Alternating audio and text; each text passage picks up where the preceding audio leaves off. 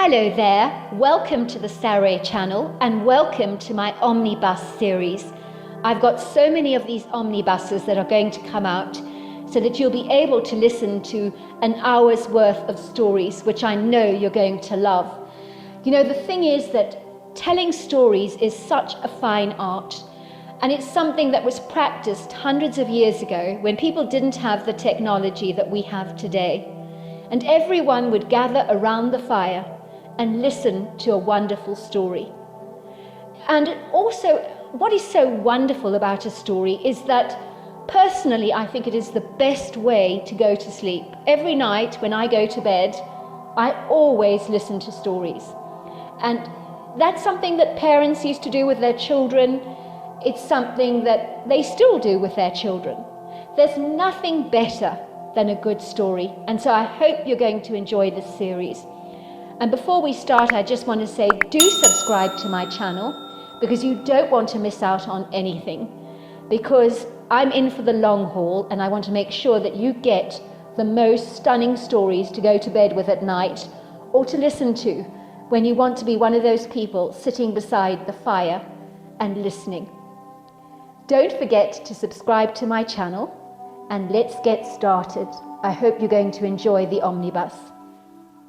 Dear Sarah and all your lovely listeners, my name is Hugh and I'm from Western Canada, which is a prepossessing area around British Columbia, Alberta, Saskatchewan and Manitoba, and it's part of the world known for its exquisite Rocky Mountains and its famous ski resorts, and of course turquoise lakes, namely Lake Louise, which bedazzles and beguiles hundreds of tourists that visit our part of the world every single year. I was raised in Alberta, which in my unbiased opinion is the most beautiful province in Canada, which is home to the Moraine Lake and Banff National Park. I grew up in the early 80s in a double-storey home surrounded by exquisite mountainous views, undulating verdant countryside, flowery prairies and exquisite silvery lakes. My immediate family consisted of my older brother Warren and both my beloved parents. Growing up, my parents were very private, contained people who did not rarely converse with outsiders, so our immediate circle of friends was very small and condensed. However, as a young boy, my brother and I made copious amounts of good friends through school and Boy Scouts, but my parents always encouraged us to spend time at their homes rather than inviting them back to our place, which was on my part a real bummer. I think the problem arose from my mother's deep-seated insecurities and self-consciousness. She was a very elegant, stylish and petite woman with shoulder-length dark auburn hair, pale skin and blue eyes, and she was incredibly attractive, so much so that half the boys in my school had a huge crush on her. "Is that your mother?" they would say when she came to pick us up from school, and they would eye her with wide eyes and say, "She's ever so pretty."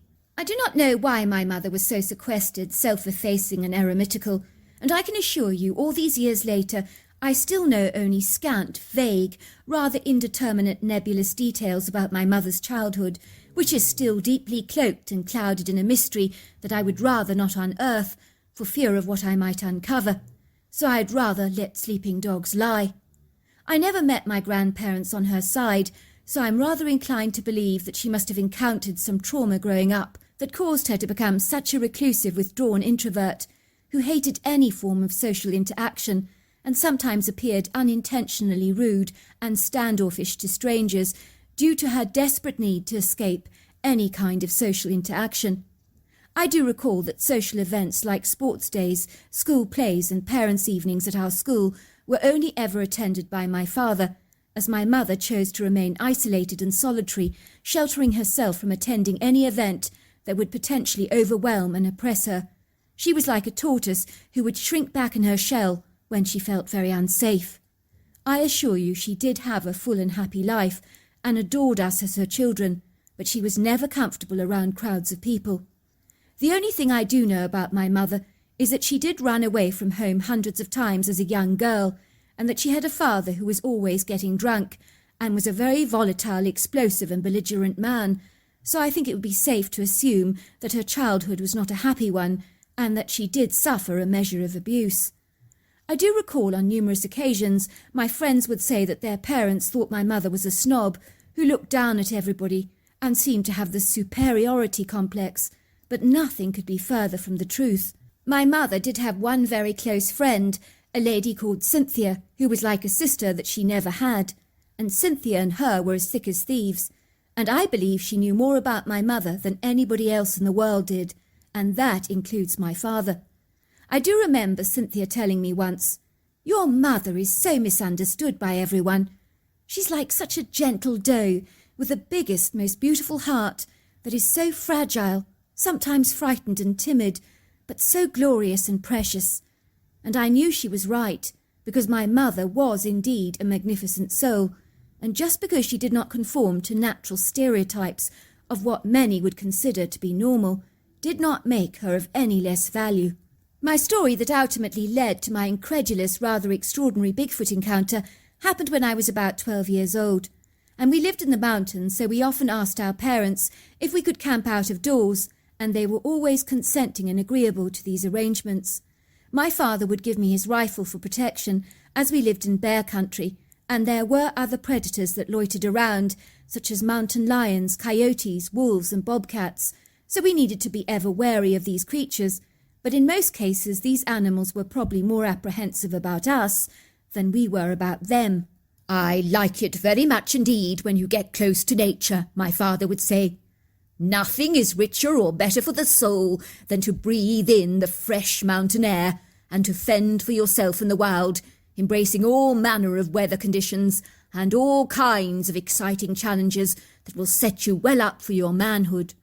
From when we were 10 years old, we had learned how to hunt and fish, which were savvy, proficient skills we procured, thanks to my father, who was a very competent hunter himself.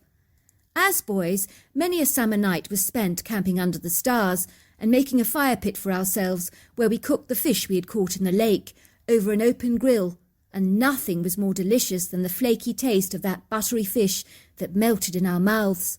My brother and I always fancied ourselves as intrepid adventurers, and we simply adored exploring the woodgreen, as it was an enchanting, magical and whimsical world within a world, and almost a meditational hangout or sanctuary, if you like, where we could ponder over our thoughts, and it brought us so much peace. My father always used to say that trees are like nature's natural healers, because their energy balances and grounds us, and I am absolutely certain he's right. This woodgreen was utterly magnificent, and the word breathtaking comes to mind when I begin to describe it to you. It was an idyllic haven for indigenous wildlife, from elk to mule deer, squirrels, chipmunks, raccoons, wolves, foxes, and the list goes on. Yet there was something oddly peculiar and enigmatic about these stumps that my brother and I could never ever fathom. They appeared to be covered in very intentional decorative displays, where lean, thin timber sticks were aligned over each other with meticulous precision, almost as if someone were paying them homage and honouring them, much like we remember our dead with a headstone in a graveyard. My brother and I noticed these strange displays throughout our lifetimes in the woodgreen, along with branches where bark had been purposely removed off every few trees, which seemed to mark a trail of some sort. But who or what was actually doing this, we could never understand. All these years later, I am convinced that these are the works of a Bigfoot or a Sasquatch, or even a Yeti if you like. We used to hitch our tents on the granular beach that overlooked the mesmerising silvery lake that was fringed by the masterful statuesque backdrops of the mountains, which were scantily scattered with a few clusters of spruce, logpole pines and red maples on the lowest elevation. The rear of our tents was of course heavily flanked by the woodgreen that we explored so much. One pleasant day in the late summer of 1983, after my brother and I had pitched our tent for the night and prepared our fire pit, while spending a relaxing and rewarding afternoon fishing by the lake, we successfully caught several medium-sized trout, which we grilled over the fire pit and ate hungrily, and they were very delicious. We then sat back on our camp chairs and gazed up at the kaleidoscope of the silvery stars and the full ivory moon that enveloped the dusky sky in an ethereal luminescence.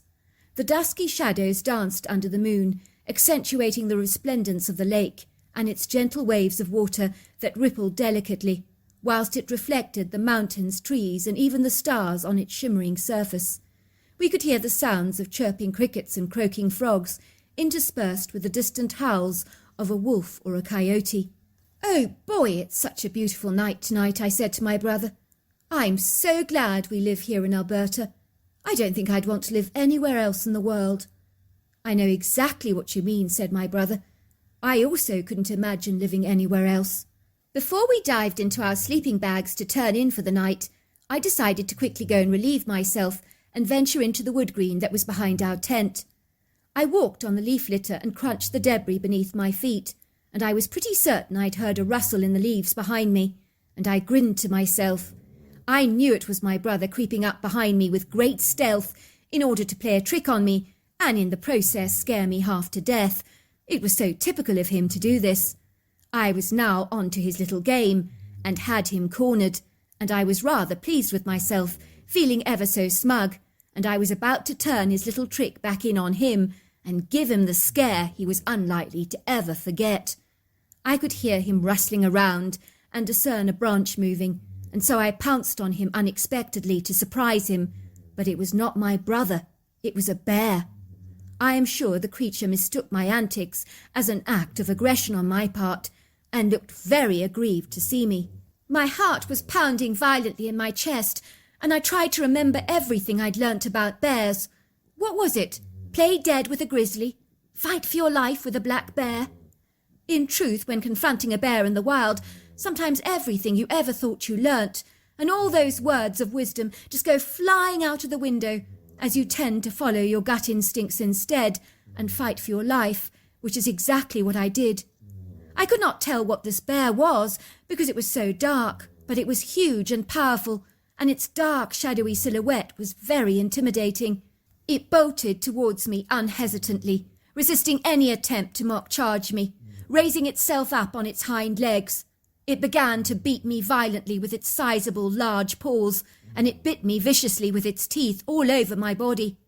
I did not feel any pain, but I fought back by kicking the bear and oscillating my arms wildly, and trying to punch him as I was driven by a powerful adrenaline surge which increased my strength and stamina. It would seem that my fear and anxiety had been placed on the back burner, as my primary focus was to stay alive and to fight with all my strength, might, and every last bit of energy left within me. But I was no match for this sizable creature. I felt like a tiny mouse in the presence of a domestic tabby, and you know it's on rare occasions that the mouse manages to outrun the cat. I knew things were looking bleak for me, and I was certain I was dead, but I kept fighting back, feeling water pouring down my head, blinding my eyes, and trickling into my mouth, and I could taste the metallic, salty taste of my own blood. The last thing I remember was being lashed across the head so violently that everything became foggy and hazy, and I must have passed out, because I don't remember anything after that. Looking back, I think that my state of unconsciousness had literally convinced the bear that I was finally dead, and was, in fact, my saving grace. I remember waking up feeling completely disorientated, confused, and befuddled. Where was I wondered?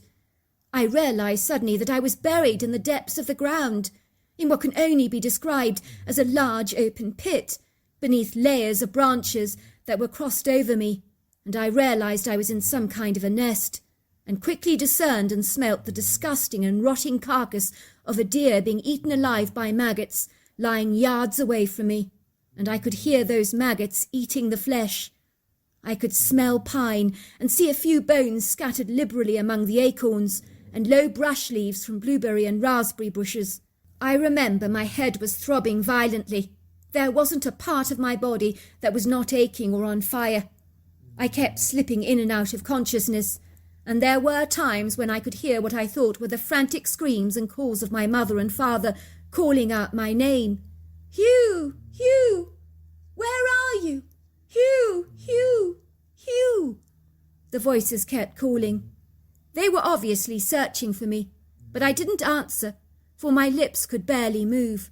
They were dry, parched, and crusty, and my throat was full of clotted blood, while my fatigued body was exceedingly weak, and I felt as if I was fading away. I didn't care any more. I felt almost as if I'd been pulverized in a mincer, and the shooting pain that seared through my body was so incredibly dreadful that quite frankly I was happy to surrender to my impending death with an ease and acceptance of note. I just wished with all my heart that I would slip away easily and effortlessly, because I didn't have any strength or fight left in me. How long I was buried in this nest, I cannot tell you, and whether this renowned omnivore was intending to eat me or not, I didn't even know. On one poignant occasion, I thought that the bear had returned, after he had believed I'd been marinated in my own body fluids and had been transformed into a succulent, tender and juicy steak for him. I could hear his hefty, sizable form rummaging through the nest, as if searching for me. I could discern that the dead deer, being eaten alive by maggots, had been thrown out of the nest and promptly disregarded, while some of the maggots had been flung over me and were now crawling and wiggling all over my skin and sucking on my dried blood hungrily. I could hear and feel pine branches being lifted off my body and flung out of the nest. I was too numb to be afraid, for all emotions and energy were so drained and depleted from me, like the water from a sink, and I was willingly resigned to my imminent plight.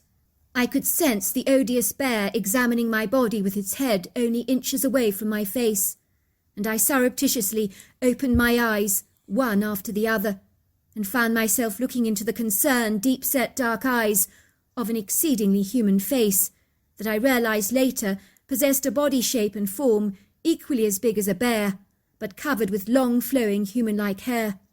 This creature looked astonished and confounded to see me, as the expression in his eyes was dumbfounded, almost as if he couldn't believe what he was perceiving.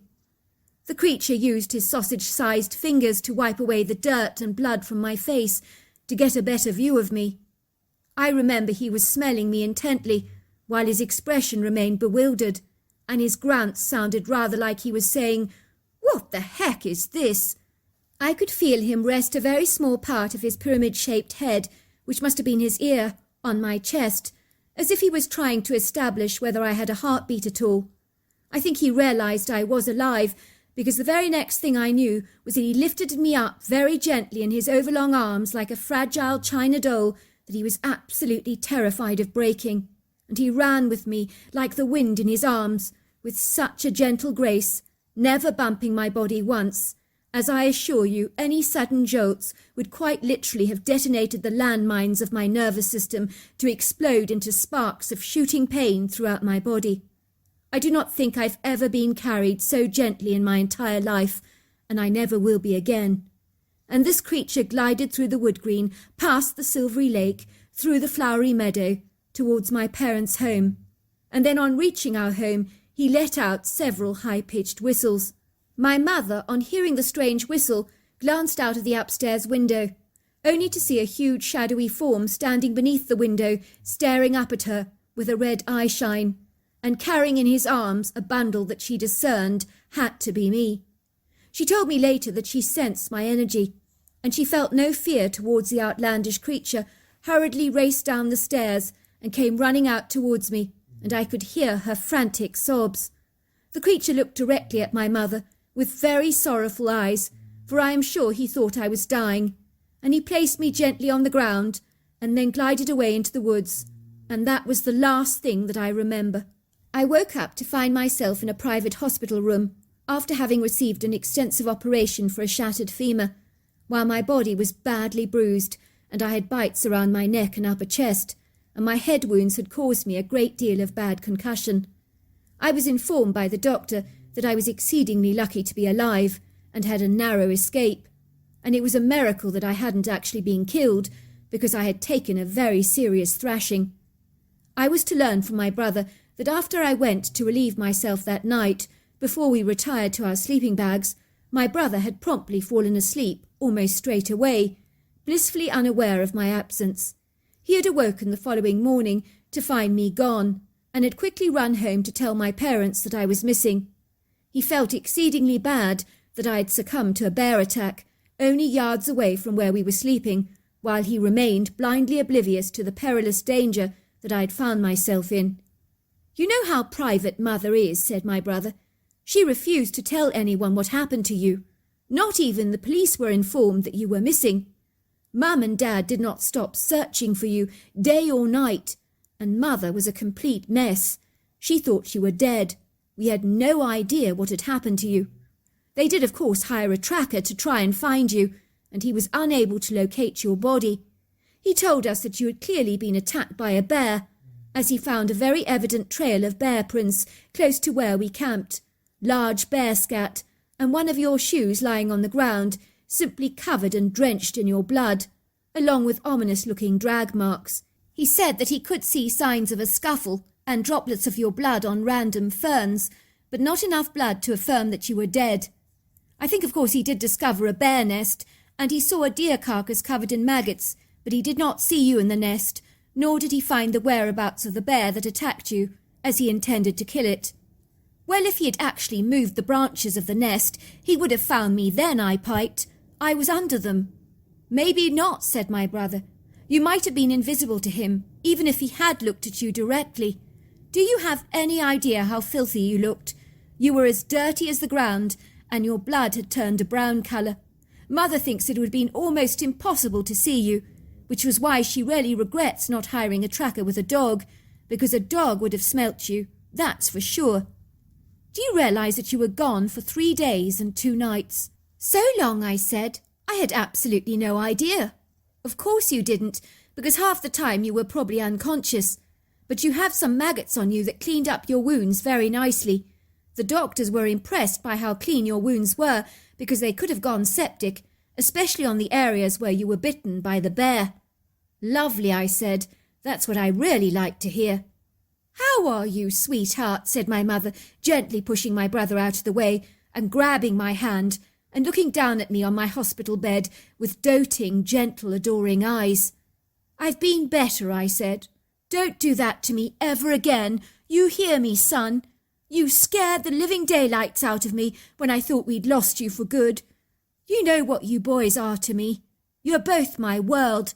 I don't have many close to my heart, so you're my everything. I love the bones off the both of you. I know, Mum, I said. I'm so sorry. Don't you go apologising for anything, nor being sorry, said my mother sternly. None of this was your fault. I'm just so grateful to that creature for saving your life, because he rescued you from that bear nest. If it weren't for him, you would almost certainly have died. I must admit he was a kind-looking soul, but what he was, I couldn't fathom. I can only describe him as a huge angel sent by God himself, covered with hair, built like a giant, with the face of a human being, but a very, very kind face. And so it was after months of arduous, laborious rehabilitation and physiotherapy, once when I'd fully recovered and life had returned to normal again, my brother and I were up to our usual old tricks. And one day in the wood green, we were examining the strange arrangements of sticks on a stump of a large tree, where these anomalous designs were a source of great fascination and intrigue for us. Do you suppose they may be done by the creature that actually rescued me? I said. More than likely, said my brother. I mean, let's face it, whatever that creature was, he was definitely almost human. And it has to be something very intelligent that did this, because you can see that every single branch has been arranged intentionally and purposely in a very specific pattern. It's got to mean something. What do you think it means? I asked my brother. Well, maybe they value every tree, those creatures I mean, because they live in the forest, and the pattern is almost like a remembrance of the tree that once stood here, almost as if honouring it in some way. The creatures probably love trees, just like Dad does. All of a sudden I got the very distinct feeling that something was watching us. I think something's watching us, I whispered, feeling a chill running down my spine. I feel it too, said Warren, looking at me. Shh! I think I hear something. As you can imagine, I was particularly anxious, as after my bear attack, I was suffering from a degree of post-traumatic stress, and any strange sounds or feelings rattled my nerves. I looked around me very nervously, and then I could hear a crunching of twigs and leaves, and that was when I saw a dark silhouette peering at us from behind a tree curiously, and then it moved itself away from the tree and stood only yards away from me and began to whoop with delight. This huge creature that towered at 7 foot tall and was 700 pounds and 3 feet across the shoulders looked at me with an expression of astonishment upon his face, and he kept pointing at me with his overlong arms and continued to whoop with delight. It was as if he was saying, "It's a miracle! You're alive! I can't believe it. I thought you were a goner." That was what his body language conveyed to me. This quirky, eccentric, rather comical-looking creature, with bright, cheerful dark eyes that twinkled with humour, was, I sensed, by nature as elusive and reticent as my mother is. But on this occasion he forgot his shyness for a moment, as it was seemingly suppressed and overshadowed by the joy he clearly felt to see me alive, for I could sense and feel his jubilance. He pointed at me and then to himself, and then to the direction of our home, and I realised at once that this was the creature who had rescued me, and he was explaining that he had saved my life. I began to point at him and smile, and I nodded my head. I said, "That's right, I remember you. You saved my life. Thank you so very much." I know this might sound very strange, but even my brother sensed that the creature knew exactly what I was saying and appreciated my words. He bounded up towards us, patted us enthusiastically on the back with his hand, let out a couple of happy whoops, and then glided away into the woods, whistling away happily. My brother and I grinned at each other. "What a lovely fellow," I said, and he agreed. "He's one of a kind, that's for sure," he said. It took 25 years for us to establish that the anomalous creature we encountered was known as Bigfoot, Sasquatch, or Yeti.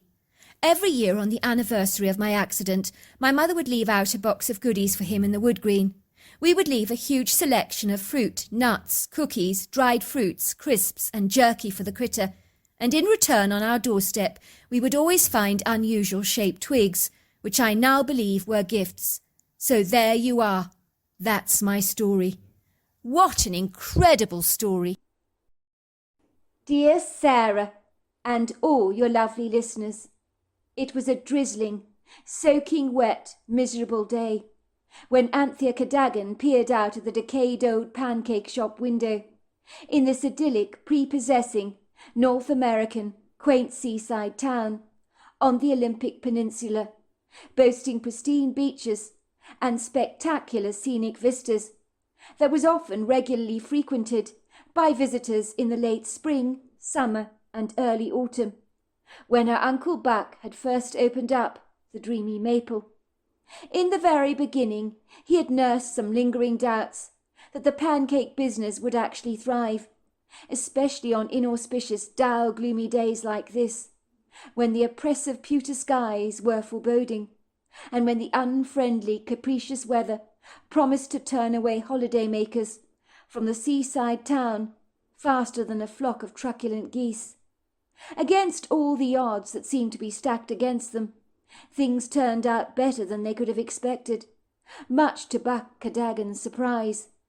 The pancake shop, the Dreamy Maple, his ingenious entrepreneurial business idea and enterprise that he and his deceased wife had both started up, had blossomed like the dogwood trees in May, and these blossoms never appeared to fade, no matter what time of the year it actually was.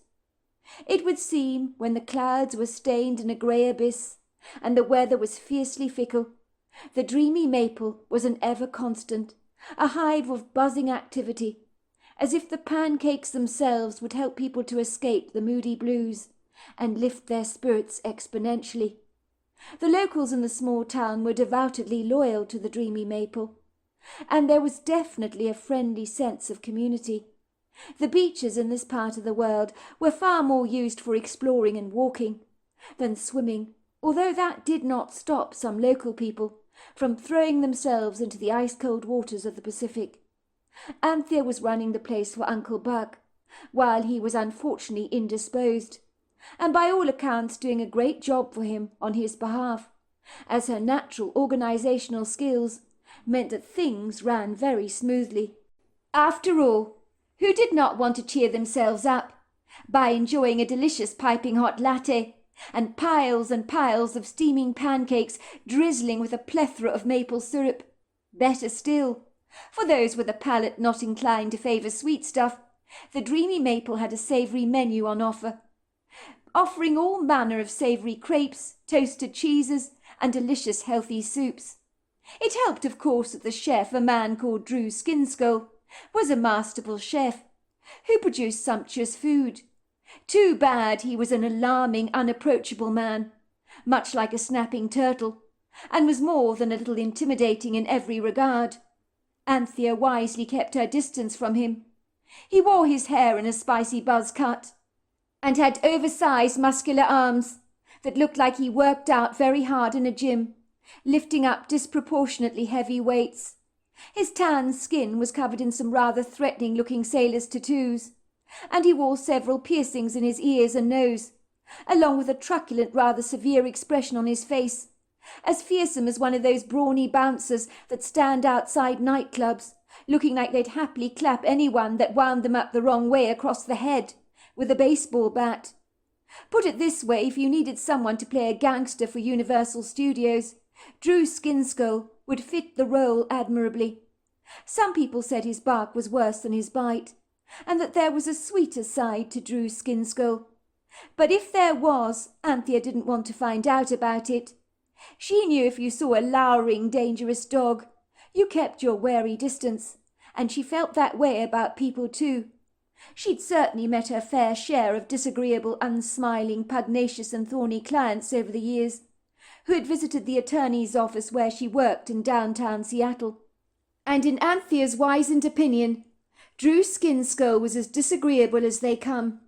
Anthea Cadogan had agreed to look after Uncle Buck's pancake shop, while he recovered and recuperated from pneumonia in hospital. She had always been close to her Uncle Buck, and taking time off from her job in Seattle as an attorney's personal assistant suited her fine. She was enjoying serving the people in this small town, whom had made her feel very welcome, and if the truth be told, returning to her job in downtown Seattle was not something she greatly relished. She'd never have considered herself a small-town girl, but this unassuming seaside town had managed to ambiguously worm its way into her heart. The more time she spent out here on the Pacific Peninsula, the less she wanted to return to Seattle. The dreamy maple had at one time been an old Victorian house that had been miraculously converted into a pancake shop. Her uncle lived on the upper floor of the property, which had been turned into a very sumptuous, comfortable home, boasting its own private kitchen and living quarters.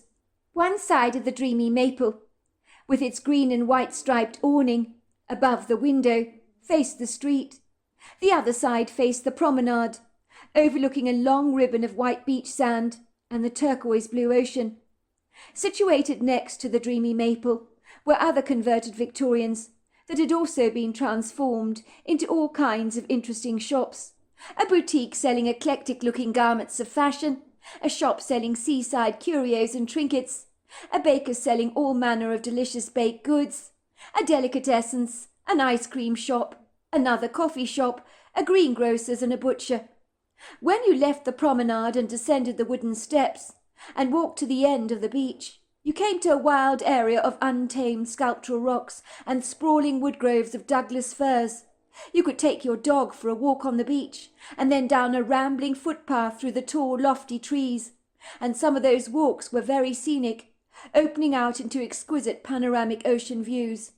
What was there not to like about this part of the world? Anthea knew where she worked in Seattle.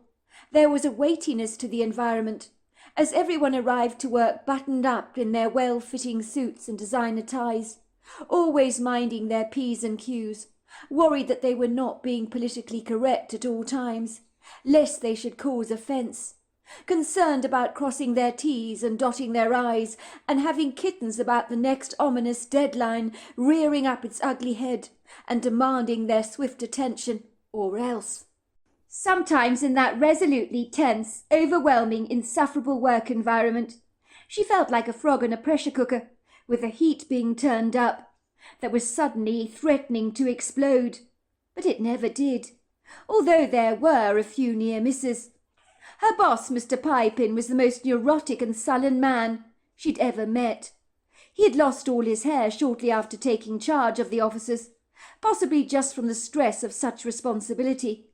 To look at, you would never have believed it, for he boasted a full head of layered chestnut brown hair that looked like his own, but Anthea knew differently. She knew he'd had a special procedure done that ensured the hair was fitted to his skull with a special glue, and it looked like the real deal, and was treated as such. Even Mr. Piepin's own wife did not know the hair on his head was not his own. That's how good it was. People were always complimenting him for his amazing hair, but Anthea knew he was as bold as a baby's bottom. When you were a personal attorney's assistant, you knew things about your boss that others did not, and you learnt to keep secrets. Mr. Piepin owned the word uptight, as if it was his middle name, for he lived on his nerves. He wore Savile Row pinstripe suits to work every day, especially made to measure for him, from a London tailor's. He always looked debonair, professional, self-assured, competent, as if he had everything under his control. But underneath the deceptively cool facade that Mr. Piepin presented to the world, he was boiling over with an unbridled sense of panic. "Oh, my God! Oh, my God!" he'd say to Anthea. "This has to be done ASAP. Oh, Anthea, we've got to get this done now. I've got Mr. Haunton breathing down my neck.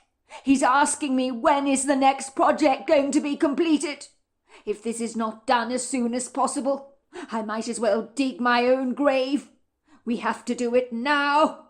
Now, Anthea." He always sounded so earnest, as if any moment the world was going to collapse on his head, and he'd stop at anything from not allowing that to happen, and counteracting the threat of an asteroid plummeting to Earth. "Don't worry, Mr. Piepin. It's all sorted. I've got it all under control. It's going to be just fine," Anthea would assure him. Mr. Piepin had been through more assistants than you could care to imagine, but most of them could not work for such an overwrought man. Mr. Piepin had appreciated how calm Anthea was in a crisis, how she never flapped, and how soothing her voice was when everything in the office became topsy-turvy. Anthea had been working for Mr. Piepin for 2 years, and even though she'd taken leave to come and work at the Dreamy Maple, the poker-faced Mr. Piepin was begging her to come back already. "I'm sorry, Anthea, to do this to you. I don't mean to disturb you, but I'm up to my ears with chaos and pandemonium. This assistant I've got is driving me nuts. She doesn't understand deadlines. It's like an alien concept to her. I tell her to get something done, and I find her fiddling with WhatsApp on her cell phone, contacting her friends when I need things done now. I don't think I can cope with this woman. She's doing my head in. She doesn't even know how to spell Seattle. She lives here, for God's sake. Who does not know how to spell the name of their own hometown? I rarely think she is, you know," he whispered down the phone. "Not desperately bright." Anthea had calmed down Mr. Piepin, assuring him she'd be back at work in due course. In truth, being out here in this beachside town, she couldn't help re-evaluating her entire life, wondering whether the rat race and the regular dramas in the Seattle office with Mr. Piepin were worth investing her energy in. Anthea, although in her mid-30s, had discovered there were a few grey hairs already sprouting among her blonde ones, and surely that was not normal. If she continued working for Mr. Piepin, she was sure she'd turn completely grey by the time she turned 40, and the idea pleased her not. As Anthea stared wistfully out of the window at the very grey, bleak views onto the promenade, and watched the raindrops spattering against the windows, their tears beading in long rivulets down the glass pane, she realised that this was not going to be a good day. She could taste the bitter sense of foreboding on her tongue, but where the ambiguous sense of trepidation came from, she wasn't actually certain. Maybe the weather was putting her in a melancholic state of mind. That was it. It wouldn't be long before the doors were merrily ringing with customers. One of the waitresses, Nellie Toscan, arrived at work promptly, shaking her waterproof parka rather vigorously, like a shaggy dog's coat, so that Anthea was sprayed by some of the water. "Sorry about that, Anthea," she said, promptly hanging her coat up on a hook behind the reception desk. "It's bucketing out there," said Nellie. "I can't believe the weather today. It's really bad. I think we'll get lots of customers today, trying to cheer themselves up," said Nellie, her face breaking out into a bright, sunny smile that conflicted with the miserable weather outside. The Dreamy Maple shone like a warm beacon of cheery, flamboyant light, in the dreary darkness of a grim, uncongenial April morning, where the inauspicious pregnant clouds had finally relinquished their heavy load onto the earth, and the sound of raindrops pelting against the roof was so loud that many of the windows in the dreamy maple began to rattle. Nellie very casually put her green and white striped apron on over her jeans and said, "I don't know about you, Anthea, but I'm going to have a coffee to warm up. Care to join me?" "Sounds like a jolly good idea," said Anthea. Anthea liked the relaxed, carefree attitude of the people who worked here, who took life in their own stride. "It's quite a miserable day out there today," said Nellie ruefully. "The forecast is predicting rain all day long," she groaned. "Still, in my experience, it's not bad for business. People will want to come into the dreamy maple just to warm up and to lie on their stomachs with something hot. We must get Chef Skinskull to make some of his creamy corn chowder. His corn chowder is the best you've ever tasted, and his chicken pies are to die for. Some people order it just as take-out, it's so good." "That is a good idea," said Anthea obsequiously. "Please will you ask him, Nellie, to do that? I refuse to ask him for any favour. The man gives me the creeps. Why on earth would Uncle Buck ever hire a man like him? I admit he's an excellent cook, but couldn't he have found someone who looked a little bit more amenable, perhaps? That man looks like a piranha that just might bite your fingers off if you dare dip them into the water, if you know what I mean. I prefer to keep my distance from him." Nellie chuckled. "Your Uncle Buck hired him because he's brilliant, Anthea. He's the reason the Dreamy Maple is such a success. You do well to remember that. I know he looks intimidating. I mean, when I first met him, I was scared of him too. He's so big and burly, and even when he smiles, he looks like he's scowling. But believe it or not, underneath it all, he's quite a sweetheart when you really get to know him." Anthea raised a cynical brow. "I'll believe that when I see it, Nellie. In my opinion, when a crocodile makes friends with a chicken, in my experience, the chicken ends up getting the raw end of the deal. I know all about people like Drew Skinskull. In the attorney's office in Seattle where I work, I've met some formidable tyrants like him, who are far from approachable." "You're funny," said Nellie, giggling. "You take life far too seriously, Anthea. I only have to take one look at you, and I know by your uptight body language that you're a city girl. Even the way you dress is far too smart for our humble town. I think the sea out here will defrost your anxiety in due course. You mark my words, it'll transform you. Believe me, you'll never want to go back to Seattle." "Somehow I doubt that," said Anthea gingerly. "I'm not sure I'm really cut out for life in a small town. I'm probably used to pumping way too much adrenaline, which is why you say I don't know how to relax." As Anthea had expected, the downcast weather did not abate. It continued to unabashedly pour down with rain. Even when she stood on the wet crepuscular promenade and looked out on the Saturnine beach, there was not a soul in sight. Not even a lone dog trespassed eagerly across the ribbon of beach sand to go exploring, and only a couple of forlorn-looking seagulls perched on the balustrades looking out to sea. Incredibly miserable they were.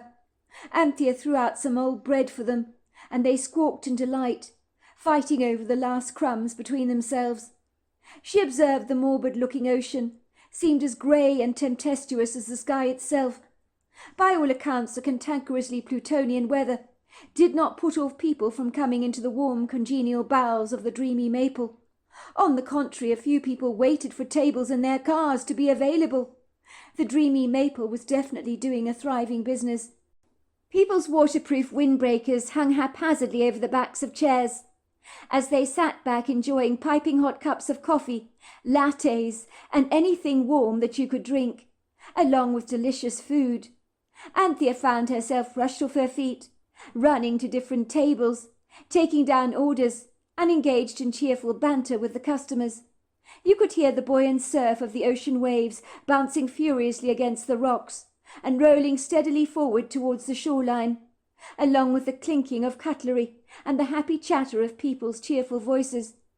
It would seem that the most popular choices on the menu were steaming corn chowder, chicken pie and chips, hot apple pie, and blueberry pancakes with maple syrup and ice cream. Anthea was to find, even if the weather was cool, people were never adverse to ordering ice cream that melted on their pancakes like butter, and was a sought-after accessory to have with sweet pancakes, no matter how pitifully cold the weather was.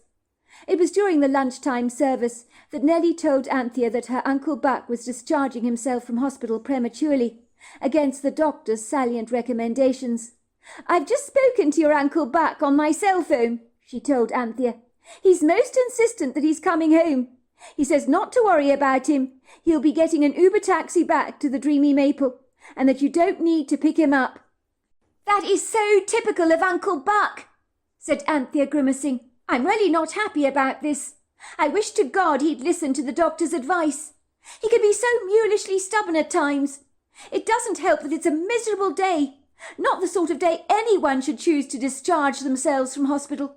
You've got to admit there is a decided nip in the air, and most people would like to believe it's spring, but you can kid yourself as much as you like. It's way too cold to be spring. Besides, I've never considered April spring." Nellie rolled her eyes. "You know you're doggedly determined, Uncle Buck," she said, laughing. "When he has his mind wilfully set on something, wild horses will never change it for him. It's in his DNA to be disagreeably difficult. He said the doctors are not impressed with him for discharging himself, but he says he'd rather die a miserable death than spend another night in hospital. I think he gave them such a hard time. Eventually they just caved in. I guess I would too if I were in their boots. I can't imagine what it is like having someone as mulishly stubborn and intractable as Uncle Buck as a patient. That bull-headed man is utterly incorrigible, and it's tough going having to treat him, I imagine." "Well, I guess that means he must be feeling a whole lot better," said Anthea begrudgingly, "if he's giving all the medical staff a hard time. But when he comes back here, I'm sending him straight up to bed, you mark my words.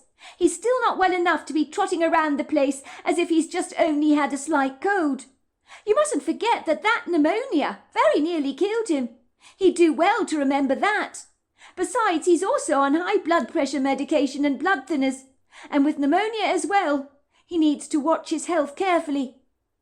Anthea felt frustrated about Uncle Buck's obstinance and refusal to stay in hospital. He was returning home far too soon, against the doctor's recommendations. But what could she do about it? She was run off her feet. The other waitress, Elisa, had phoned in with a sore throat, complaining that she couldn't work. Uncle Buck had warned Anthea that Elisa was one of the most unreliable members of staff, who'd failed to come to work if she had a paper cut or a splinter in her finger. "She's a very good waitress," Uncle Buck had told Anthea, "but she's a hypochondriac. If she gets a tiny cut, she thinks she's about to bleed to death, and will call in sick, so you cannot rely on her 100%. But Nellie will never let you down." "But why don't you get rid of Elisa then?" Anthea had asked Uncle Buck. "Surely you don't want an unreliable member of staff on your team." "But I like Elisa," said Uncle Buck. "Why would I want to get rid of her? She's quirky. People around here like her very much. And most of the time she turns up for work, but she does have her moments. I make allowances for her. This is not Seattle, you know, where we spit people out for breakfast if they don't conform to our expectations." Anthea was busily serving another table of customers when she suddenly noticed Nellie standing in the doorway. She was talking to a man who she guessed at once must be the Uber driver. The expression on her face was as grim and incommodious as the weather itself. Nellie was shaking her head in frustration, and appeared to be extracting Uncle Buck's overnight duffel bag from the man's hand, and then parking it behind the cashier's desk. Where was Uncle Buck, thought Althea, hurriedly trotting over to the Uber driver, with an expression of confoundment on her face. The Uber driver, on seeing Anthea's quizzical questioning look, was bashfully apologetic. "I'm just dropping off your uncle's bag. I picked him up at the hospital," he said. "I dropped him off about 5 minutes ago. He claimed he'd seen something very big on the beach. He wanted to know what it was. It was drizzling badly. He told me he'd been in hospital for pneumonia. I tried to advise him that it was not a good idea to walk on the beach after he's just discharged himself, but he failed to listen to me. He told me to drop his luggage off here, and he'll walk back from the beach himself to the Dreamy Maple. He says that you mustn't worry about him at all." "It's not your fault," said Anthea, reassuring the Uber driver kindly. "That uncle of mine is the absolute end. Any excuse to take a walk down the beach, and he will grab it with both hands. A couple of days ago, he was struggling to walk down a hospital corridor on his own, and now he wants to go walking down a beach. What the hell was he thinking? He's been hospitalized for pneumonia. The weather outside is grim. It's miserable for a man in his condition. I could kill him for being so negligent." "It wasn't an excuse." "Well, not really," said the taxi driver, looking rather awkward. "What do you mean?" asked Anthea incredulously. The Uber driver looked rather embarrassed. "I think your uncle might be a bit delusional, after being cooped up in a hospital bed for so long," he said apologetically. "Who knows the kind of drugs he was given for his condition? I didn't like leaving him in such a state, but what could I do? He was so insistent.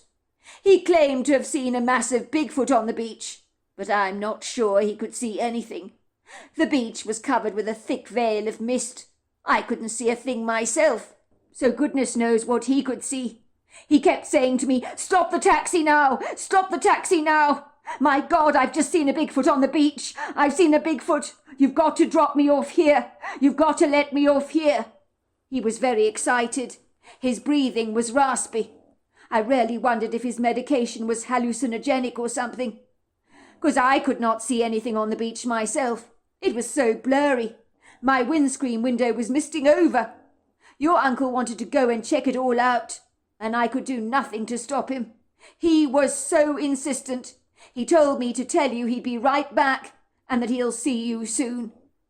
"I'm sure it wasn't a Bigfoot," laughed Anthea.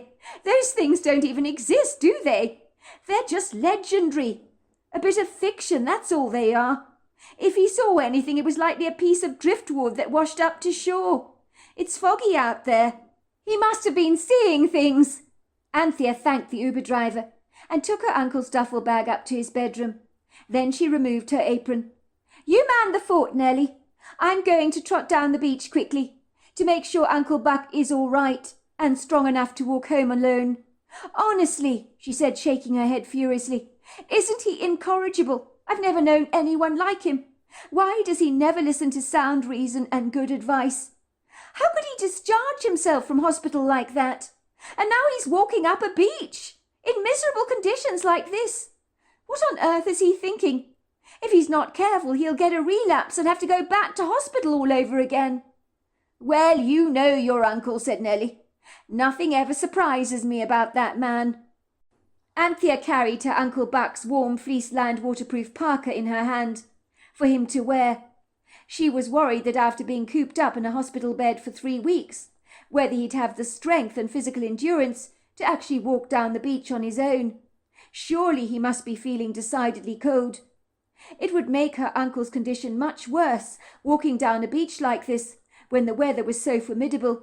What would the doctors think if they knew what he was doing right now? Anthea shuddered to think. Even on a bright sunny day, she'd be grievously concerned about her uncle's welfare. But walking on a beach in his feeble, rather fragile condition was madness. What on earth was he thinking? And all this stuff about a Bigfoot. She'd never heard anything so ridiculous in her entire life. The Uber driver at first was reticent and rather reluctant to admit to seeing anything. But he did say that for a fleeting brief second, through the fog, he'd seen something ambiguously big on the beach that was too vague to discern what it was. But he certainly did not believe for a moment that it could have been a Bigfoot. He believed, like Anthea, that it was possibly a hulking piece of driftwood that had been washed up to shore. Anthea thought seeing things through an obscure vaporous mist was rather like seeing shapes in the clouds, which is likely what Uncle Buck had done, and henceforth had got carried away, like a feather on the wind. It was ironic that she'd never known him to show the remotest interest in the subject of Bigfoot before. In fact, they'd never discussed the creature together. Why this sudden fixation? Maybe he had too much time on his hands in his hospital bed to exercise his imagination and by all accounts the fictitious dreamy world her uncle had inhabited for the last 3 weeks had blurred the distinction between what was real and what was not. One thing was for sure. Her uncle's imagination was not feeble. Too bad his body was. Anthea put on her waterproof windbreaker with its hoodie, along with her sneakers, and trotted over the broad walk onto the steps until she was finally on the beach. There was not a solitary soul around. The beach was completely deserted, as no normal person in their right mind would walk down the beach in precarious conditions like this, with the exception of Uncle Buck, of course. The icy wind whipped against her face as blasts of sand bludgeoned into her eyes. She closed her eyelids tightly to fight off the granular invasion. She could feel sand was sticking to her skin, burning her face unapologetically. The ocean waves were galloping friskily, like white horses thundering to the shoreline at a ferocious speed. Anthea walked steadily along the beach. She stopped dead in her tracks. She could see a trail of footprints in the sand that was so incredibly large she knew no human being on earth could have feet this size. And in that sombre moment of reflection, she was forced to conclude that maybe the ambiguous creature her uncle claimed to have seen on the beach may well have been a Bigfoot, for no one else could have feet this large. With regret, the evidence of these huge feet would be wiped away, for the breakers were galloping rambunctiously towards the footprints, flooding them with water. Anthea stepped up her speed as the wind blasted against her body. She so wished she could be anywhere else in the world right now than on this lonely beach. Then she saw the shadowy figure of her uncle on the rocks, just sitting there nonchalantly, watching the ocean views, as if it was a perfectly beautiful sunny day. Anthea could feel an indignant anger bubbling inside her. It was one thing for her Uncle Buck to insist on walking back home, taking a casual stroll down the beach, and quite another to sit down there on the rocks, being whipped by the wind and stirred up viciously by the cold weather, when you've just come out of hospital with pneumonia.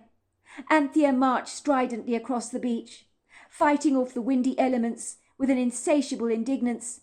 She was going to give Uncle Buck a lecture from hell, one he would never lightly forget. What did he mean by sitting on the rocks on the beach in weather like this? Did he want to be readmitted to hospital with double pneumonia this time?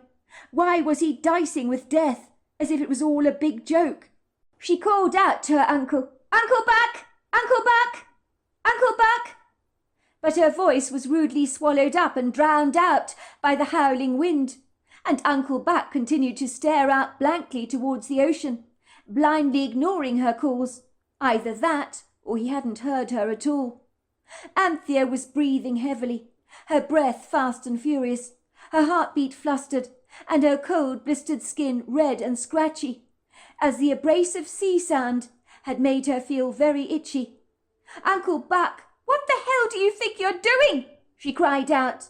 But Uncle Buck did not turn around to look at her, so she shouted at him again, "Uncle Buck, this is not funny! What are you doing? You shouldn't be sitting here on the beach!" It was profoundly clear to Anthea that her Uncle Buck had not heard a word she'd said. He was still staring out to sea, as if caught up in a languid daze. It was hardly a wonder. He was probably too weak to walk down the beach, and had grown very sleepy and tired. "Uncle Buck! Uncle Buck! Are you all right, Uncle Buck? Are you all right? Are you okay?" But her uncle failed to respond to her urgent calls. Finally she caught up to him, tapping him urgently on the shoulders, but he still did not flinch. That was when she realized that Uncle Buck was freezing cold to the touch, his face as white as a blank piece of paper, his eyes glazed over, and his body was propped up in a sitting position, so he looked as if he was staring out to sea, but the eyes that took in the views of the ocean were completely vacant. In a trice, an ominous prickle of dread trickled down Anthea's spine. She stared at her uncle, aghast, with an open mouth. She reached out for his arm to feel his pulse, but she realized there wasn't one. She threw her arms around her Uncle Buck, who flopped over on his side, and she cried, "You stupid idiot! You stupid idiot! You weren't strong enough to walk on the beach! What were you Anthea was furious with her uncle, devastated at the same time, and with trembling hands, she clumsily pulled the cell phone out of her jacket, calling the emergency services, informing them that her Uncle Buck had died on the beach, and it was a probable heart attack. She found herself slapping her uncle's dead corpse with her hands. "Uncle Buck! How could you do this to me? How could you do this? Why wouldn't you listen? You'd be alive now if you'd listened." A couple of hours later, Anthea sat at a table in the dreamy maple, staring blankly into space.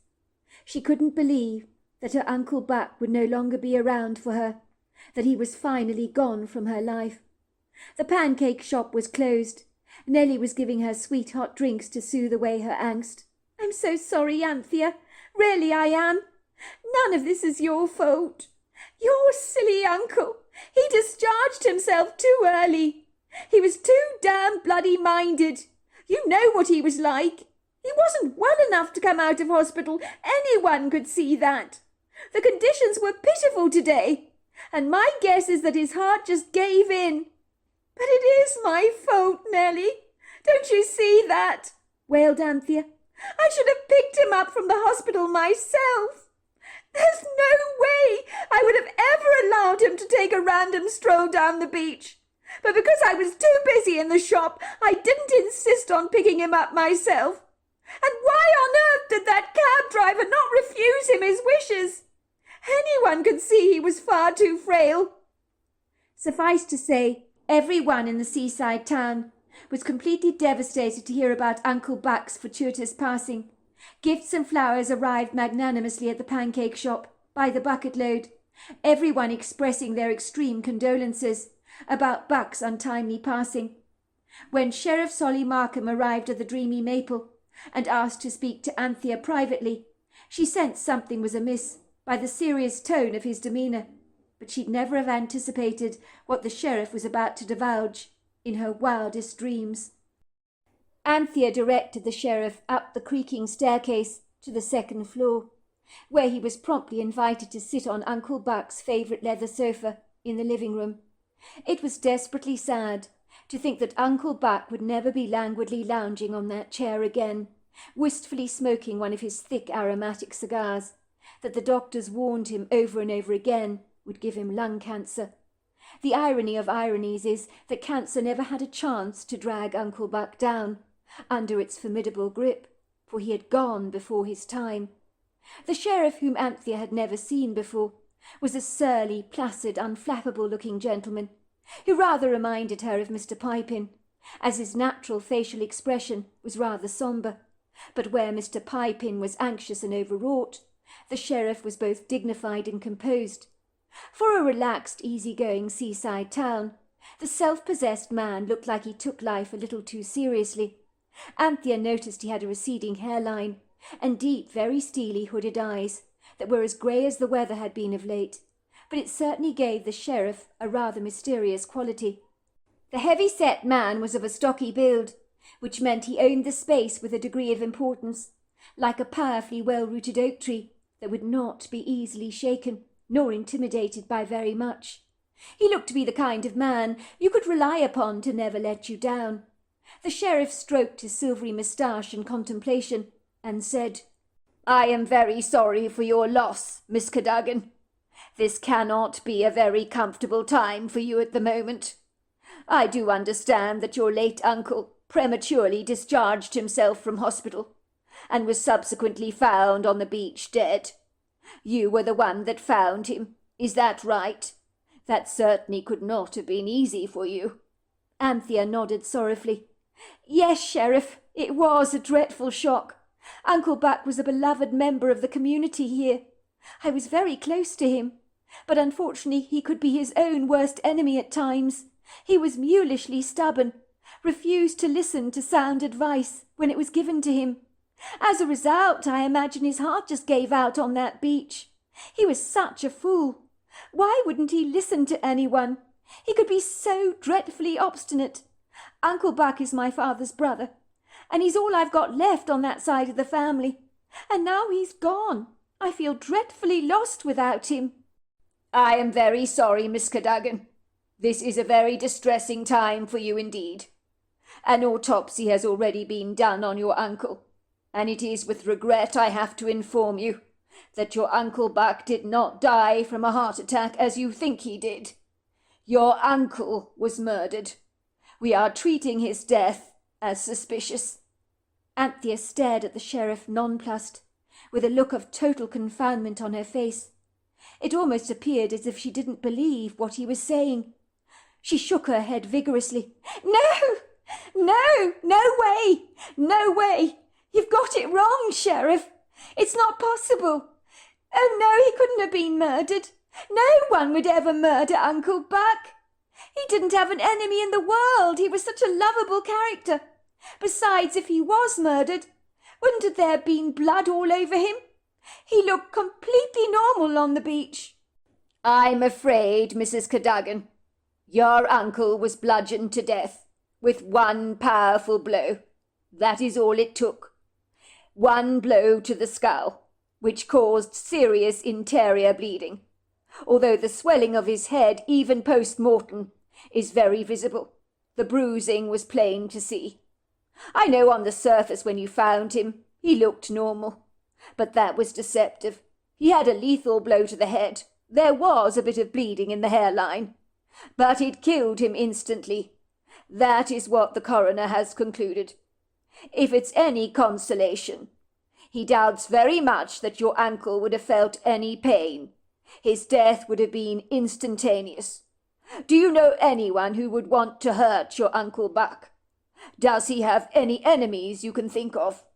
Has he recently had any disputes or arguments with people of late?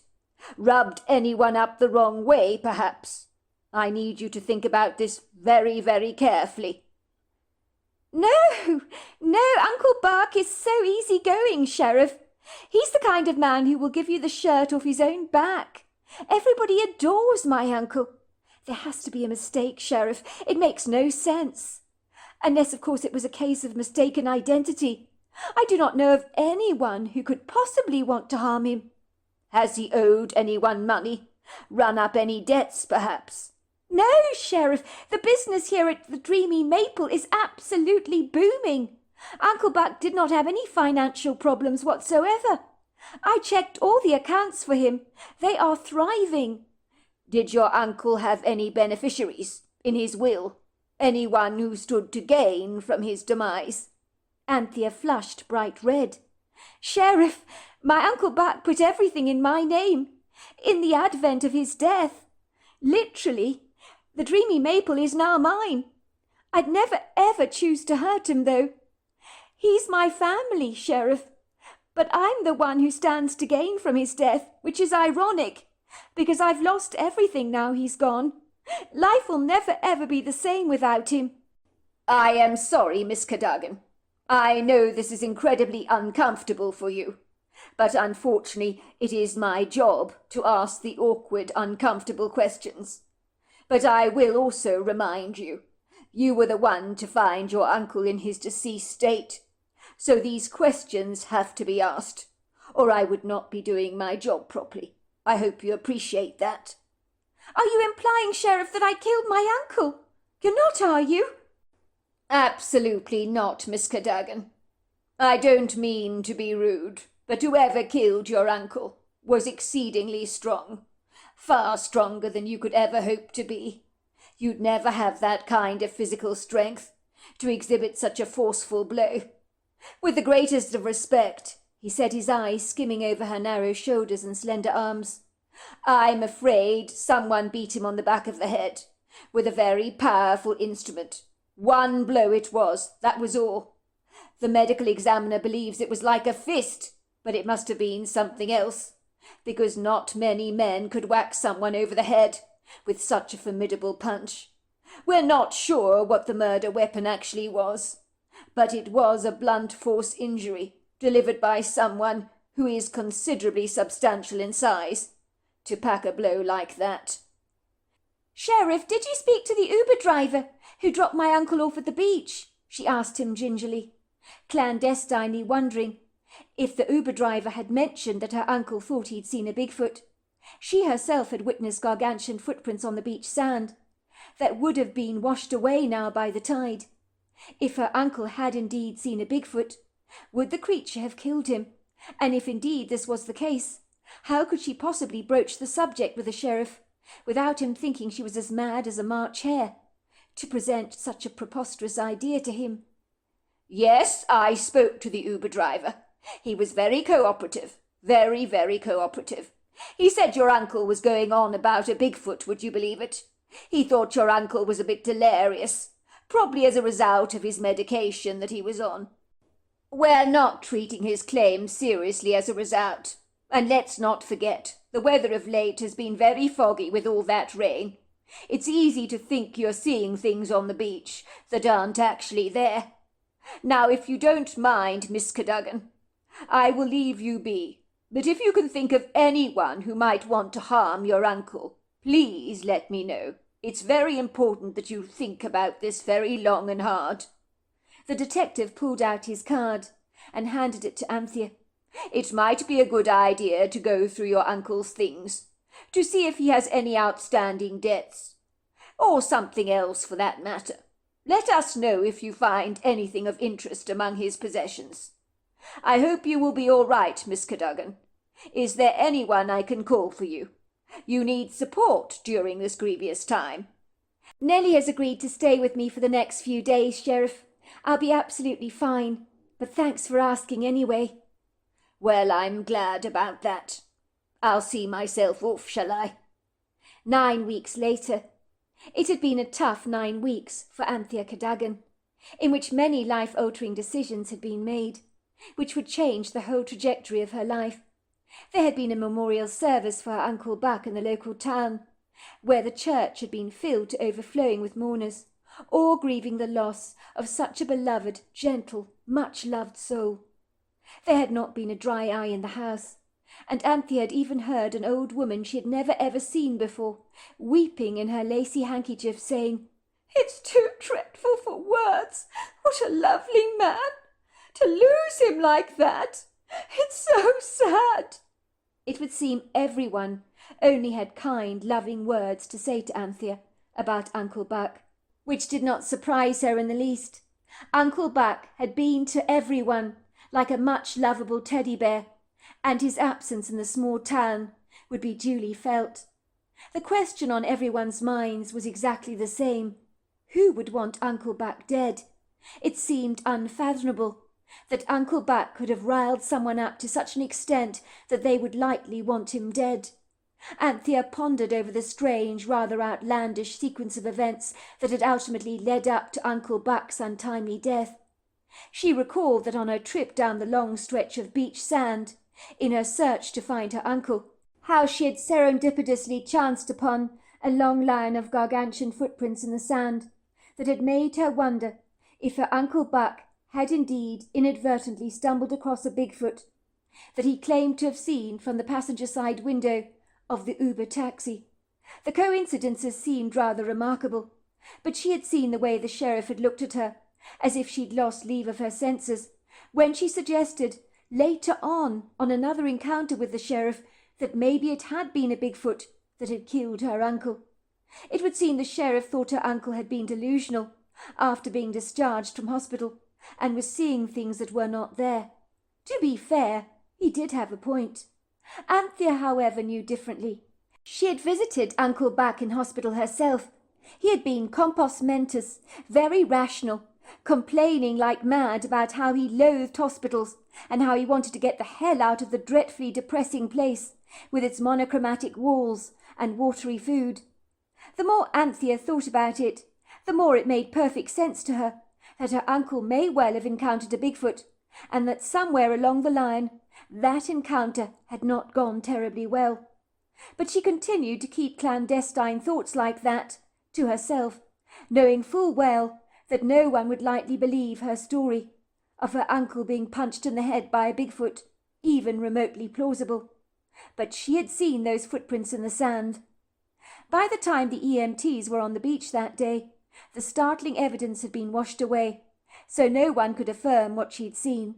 How she wished with all her heart she had taken pictures of those prints, but at the time her focus was to find Uncle Buck, and to rescue him from the beach. Nothing else had mattered then. If she had showed those footprints to the sheriff, would he have believed her then? She wasn't sure. She drew in a deep breath, shrugging her shoulders. She doubted such evidence would persuade the sheriff to think outside the box. For the menacous predator that he was looking for was of the human kind, and was probably among Buck's friends or acquaintances in the small town. So he was looking to see if any of them had an axe to grind with her uncle. It had been a harrowing time for so many to come to terms with Uncle Buck's passing, especially in the ominous, enigmatic way in which he had met his end, which left many locals in town inadvertently whispering behind supermarket shelves and down the aisles of the local church, where fingers were rudely and indiscriminately pointed at some of the brawny men in town who fit the profile of being big and predisposed to aggression. Gossiping became rife, as it tends to do in a small town. Everyone had their own theories as to what had happened to Uncle Buck, and they tended to keep a wary distance from anyone they suspected of the duplicitous crime. For all intensive purposes, the murderer was still at large, which left many people in the small seaside town a little on edge, wondering if some unsavoury character was furtively living among them, watching and waiting for the next perfect opportune time to lash out at another local when everyone's guards were down. Would it happen again? Would someone else meet their end on a lonely stretch of beach? Uncle Buck had left the Dreamy Maple pancake shop to his niece, and after much soul-searching, Anthea had decided to abandon her life in Seattle and run the pancake shop herself, with the help of a disagreeable chef, Mr. Drew Skinskull.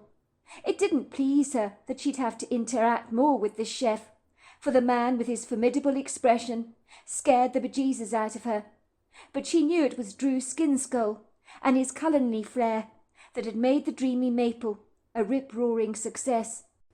She could not fire an exemplary chef like this, with his awesome reputation, but she was apprehensively cautious about how she would approach him in her business dealings and in discussing the menu. Not only would it honour Uncle Buck's memory to keep the Dreamy Maple going strong, but it was something Anthea would really like to do. Mr. Pipin had been grievously upset with Anthea when she had resigned from her job in downtown Seattle. "But you cannot leave me in the lurch like this, Anthea. You promised you'd be back at work. I need you. I need you," he had cried out to her obsequiously. "How am I going to cope without you? How am I going to manage?" "I'm so sorry, Mr. Pipin, but the Dreamy Maple really needs me, and I want to carry on my uncle's business for him." "Why would you want to leave Seattle? To go to some small, spooky seaside town where there's absolutely nothing to do? Think about it, Anthea, long and hard. There are so many opportunities for you here in Seattle. I can increase your wages exponentially, give you a promotion, but please, I beg you, don't leave." "I'm sorry, Mr. Pipin, to let you down. Really I am. But I've made my mind up. I want to take over my uncle's business."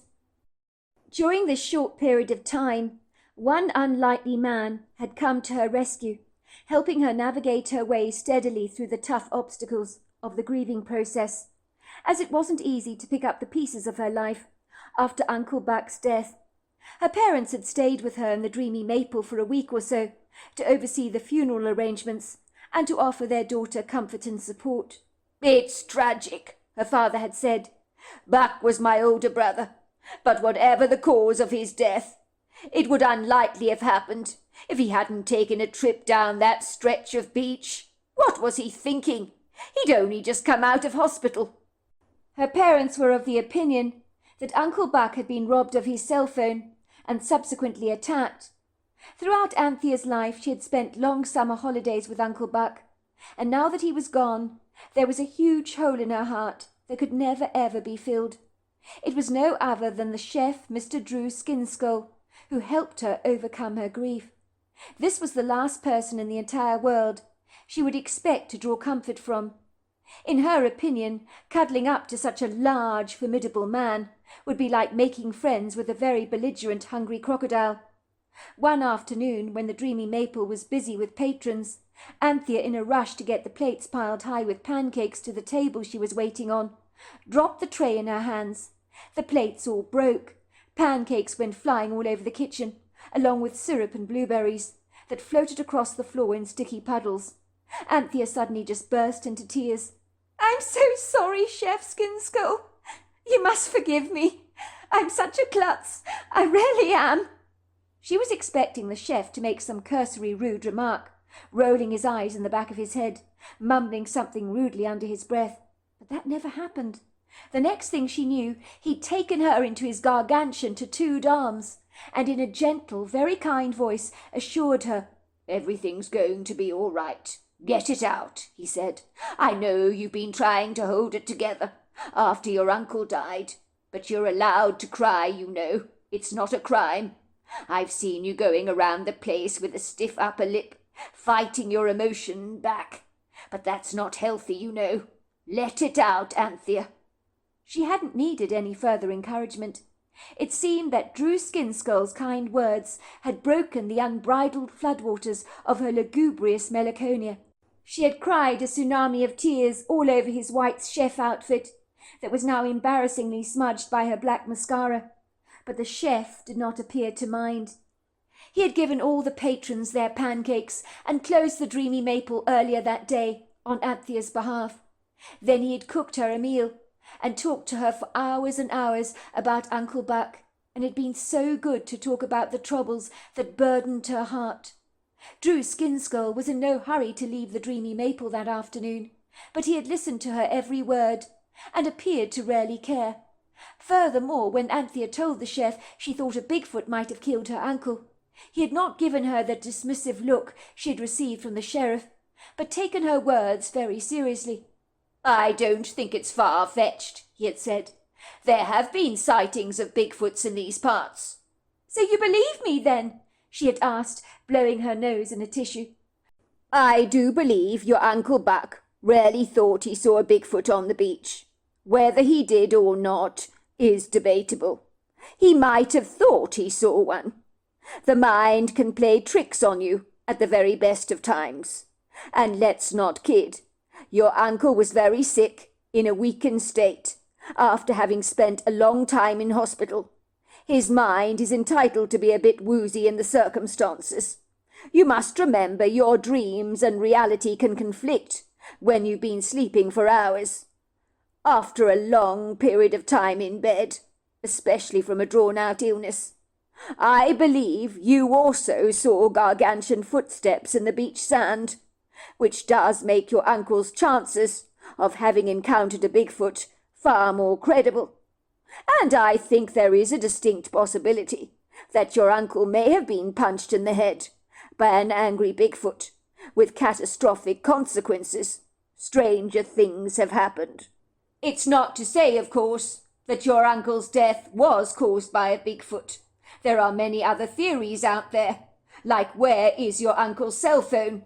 And like your parents say, he could have been attacked for his cell phone, or murdered by one of the locals in town who had an axe to grind with him. But what you must appreciate, Anthea, is that the answers may never be forthcoming. But what do you mean? Asked Anthea, staring at the chef through wide, puffy eyes. What I'm saying is you might never know what really happened to Buck.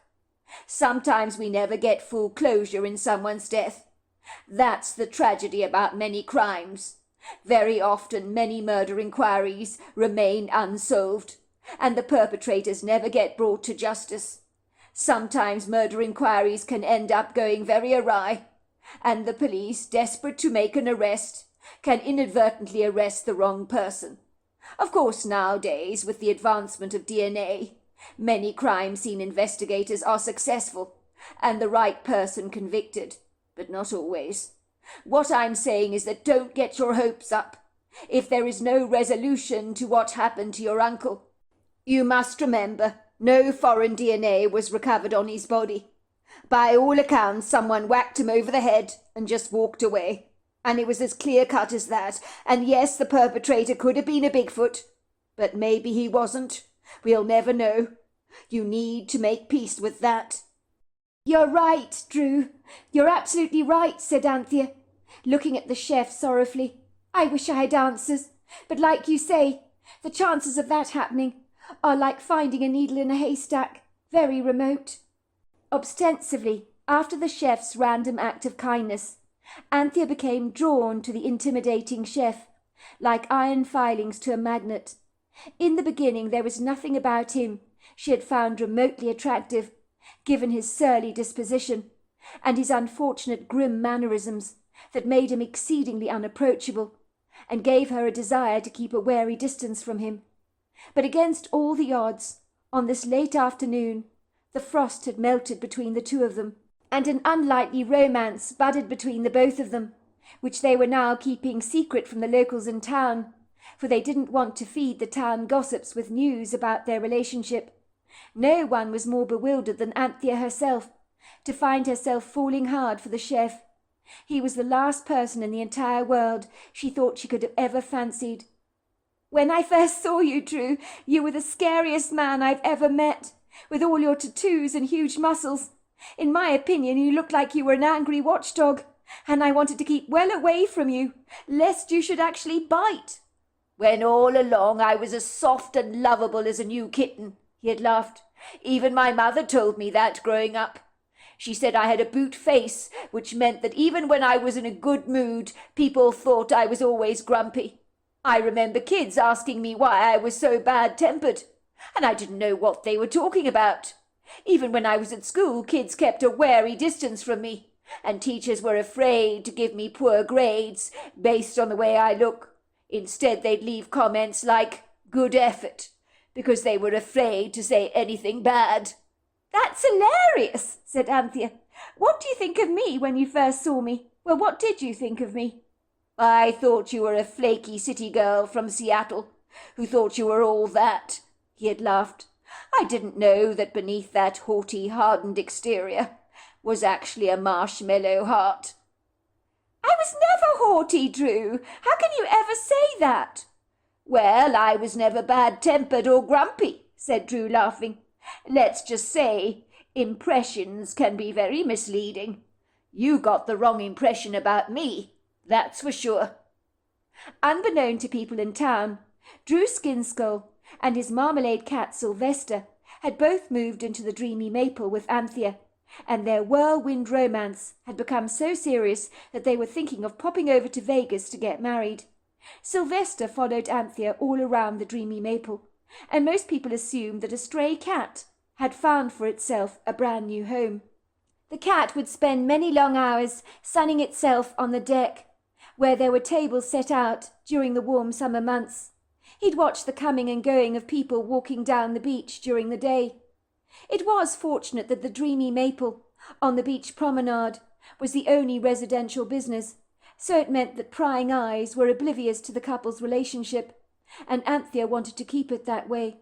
It was so great after an evening working together in the pancake shop that the couple could go for a walk on the beach hand in hand without any nosy locals spotting them. It was as if they had that whole ribbon of beach sand all to themselves during the twilight hours. Nellie had made some passing comments about the chef to Anthea, taking her surreptitiously to one side. "Anthea, I think Chef Skinskull is in love," she told her mischievously, unable to suppress a giggle. "What are you talking about?" said Anthea, stiffening, afraid that their relationship had been sniffed out by Nellie. The couple had tried to keep their relationship undercover, but maybe Nellie had figured it all out. For some reason Anthea and Drew were not ready to let the locals know that they had become an item. "It's just the chef keeps singing and whistling to himself when he cooks. And you know, the other day he actually gave me a smile. Granted, it was an upside-down smile, but it was a smile nevertheless. And do you know, for a moment he actually did not look like an angry Rottweiler that was about to pounce." She tried to find the right words to describe his look. "He looked, if you know what I mean, a lot less intimidating. I know you've never believed me, Anthea, but that chef has definitely got a soft side. I wish you would see it. I said to him, 'Chef, why are you in such a good mood?' And you know what he said to me? 'Wouldn't you like to know?' And he was teasing me. He gave me a mischievous wink. I told him, Chef, if I didn't know any better, I'd say you're hopelessly in love. I just wish I knew who the chef was seeing. I'm sure he's not seeing anyone, said Anthea brusquely. It was then that Nellie had given her a funny look, and Anthea's heart sank. Had she given the game away? It was on an August evening that both Drew and Anthea sauntered away from the promenade, outside the dreamy maple, onto the long ribbon of beach sand. It was an exquisitely beautiful evening, where prisms of soft pearly moonlight bounced across the ocean, leaving its reflective light shimmering over the surface. The fast-moving water galloped towards the shoreline, friskily like a rather large herd of white horses, covering their feet with an icy spray. The couple walked together hand in hand on the edge of the water. Drew had his chinos rolled up to the knees, and Anthea was wearing a summer dress that ended on her rather knobbly knees. They giggled together as they trotted down the beach. Drew was holding a torch in his hand, but the friendly moonlight and the glittering stars subdued the cloak of darkness that swaddled them from every side.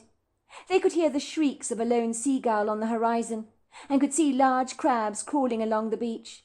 And for a moment the couple enjoyed the tranquil sanctuary of the night, and the pleasing sounds of the waves crashing against the rocks.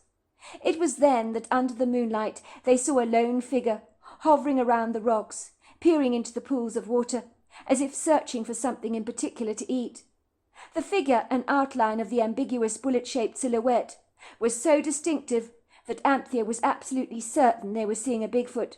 The creature did not appear to have seen them, and Anthea moved stealthily forward in the darkness, whispering to Drew excitedly, "It's a Bigfoot!" But to their amazement, they discovered the Bigfoot was missing one arm. "Let's get the hell out of here," said Drew. "He could be dangerous. You know what happened to your uncle. Maybe this was the Bigfoot that killed him. We can't be sure. We don't want to be in his firing line." It was too late. The couple had been seen by the Bigfoot, who looked up to stare at them with bright yellow eyes, and Anthea was sure she could see an indignant anger in those eyes. It was about 7 to 8 foot tall, and very distinctive, with long flowing dark hair, and bright eyes that gave off a yellow eyeshine. But it was far from happy to have been observed by Drew and Anthea, who had creeped up upon him, so that their fortuitous presence had lightly given him quite the start. The capriciously belligerent critter immediately bolted towards them, holding a rock in his hands, and letting out a formidable shriek that sent shivers of dread pulsating down the back of Anthea's spine. In one horrifying moment, Anthea was in no doubt that that rock was going to be hurled at them, and this unamused creature was determined to execute his rage. But why was he so angry? Anthea would describe the Bigfoot as being as unbridled as an elephant in musk. You could feel his fury burning through every cell in his body, and both Drew and Anthea thought they were living on borrowed time, for they could never defend themselves against a beast like this. I mean, what chances of survival does an ant have under the force of a man's powerful boot? Both Drew and Anthea desperately tried to run, but they were no match for this powerful creature. The next thing they knew was the Bigfoot had hurled them both onto the ground, and they found themselves staring up into his formidable eyes. Anthea did not recall a time when she felt more fear than she did just then. Is that what had happened to her Uncle Buck in his very last moments? The Bigfoot stood over them with a rock in his hands, possibly seconds away from bludgeoning them both to death. And then a little pleading voice came out of Anthea's mouth. "Please, please don't hurt us. We don't mean you any harm." What happened next was absolutely amazing. The creature's intensive glare softened. His formidable-looking features seemed to relax, and then he spoke to them in a voice that bellowed, but both Anthea and Drew knew exactly what he was saying. "Kalitani, holopoto, sakishani kwa holonita." You mean me no harm? Is that so? Look what one of your kind did to me. He pointed to his arm. I was walking in those woods over there, and one of your kind blew my arm off. Do you even comprehend the pain I went through for many weeks? I'm not an aggressive creature, but if someone tries to hurt me, I will fight back. To the death, if need be." "I'm so sorry," said Anthea. "I really am. We're not like that at all. Whoever did that to you was really evil. No one should shoot at you like that. The only reason we came up to you is because we're curious about you. But we had no intention of harming you." "Dolanikwa, you speak the truth," said the Bigfoot. "Ilani tolomo, hanina twalika, amosani sholo." "I can see it in your eyes. But not all of your people are good. I'm sorry I misread your signals. But your energy was red, and that can be confusing," he said, scratching his head reflectively. "Oletanikakwa, sashilasa. My mother is always telling me not to confuse red energy, but I tend to get it horribly wrong. You see, red energy can mean someone is about to kill you, and they represent a threat, because they're filled with rage. But it can also mean curiosity, passion, excitement. It's easy to confuse the energies. I'm still young, you see, very inexperienced. I have a lot of learning to do. I see now your energy was curiosity and excitement, and I accept that with much pleasure. My learning is slow. You must forgive me. My people tell me I am very slow. I struggle to read energy, but I'm getting there. I killed one of your kind a while back. He was on this beach.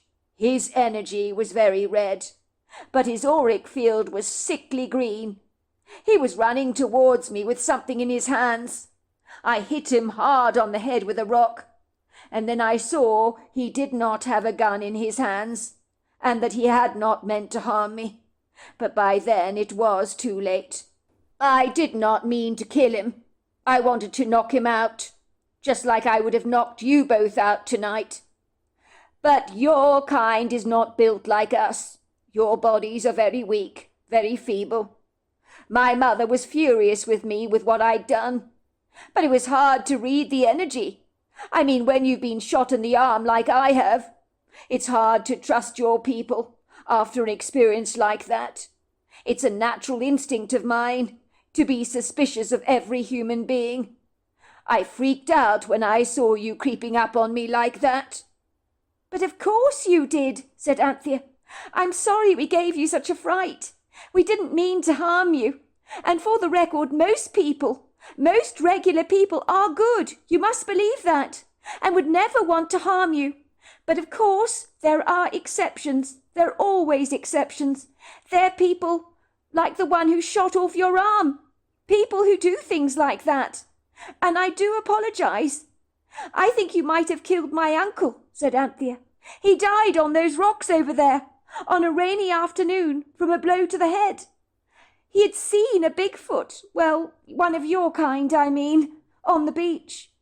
He was probably trying to take your photograph with a cell phone. But I can promise you this, he did not mean you any harm. But I can guarantee the energy you would have seen would have been red.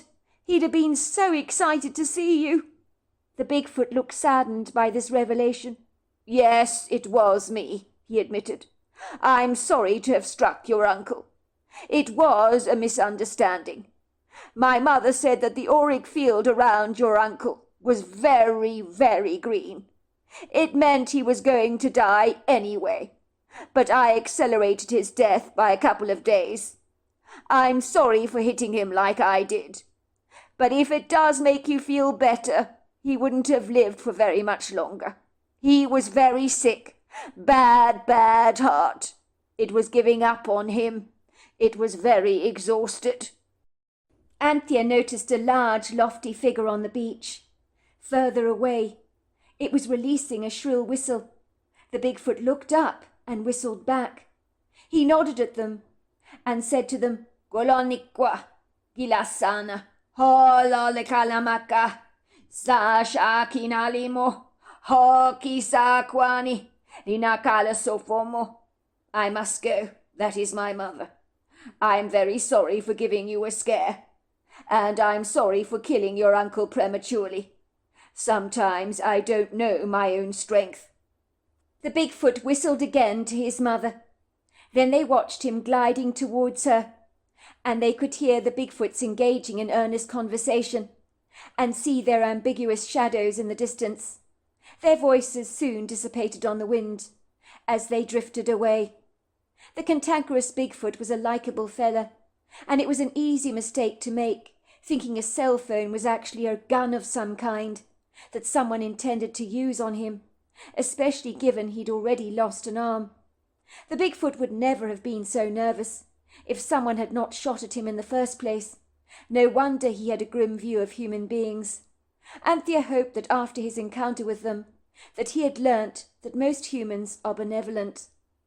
"I don't think that Bigfoot will run after people with a rock again," she said. "I can't blame him for being nervous. Someone blew his arm off with a rifle. What's wrong with people? No wonder the creature has a wary view of people and was aggressive towards us. I feel so relieved I now know how Uncle Buck died, and that it was just an accident. I know he was on all kinds of medications for his heart, so it doesn't surprise me what the Bigfoot said about his health. It must have been taxing for his weak heart going through that dreadful bout of pneumonia, so he probably would have died anyway, given his weakened state. I thought at first that the Bigfoot was going to kill us, but when he was standing there with that stone, I could see kindness in his eyes, and I could see that he was approachable and had an emotional intelligence about him. That's why I spoke to him, and then he listened to us, and now we understand why he reacted the way he did."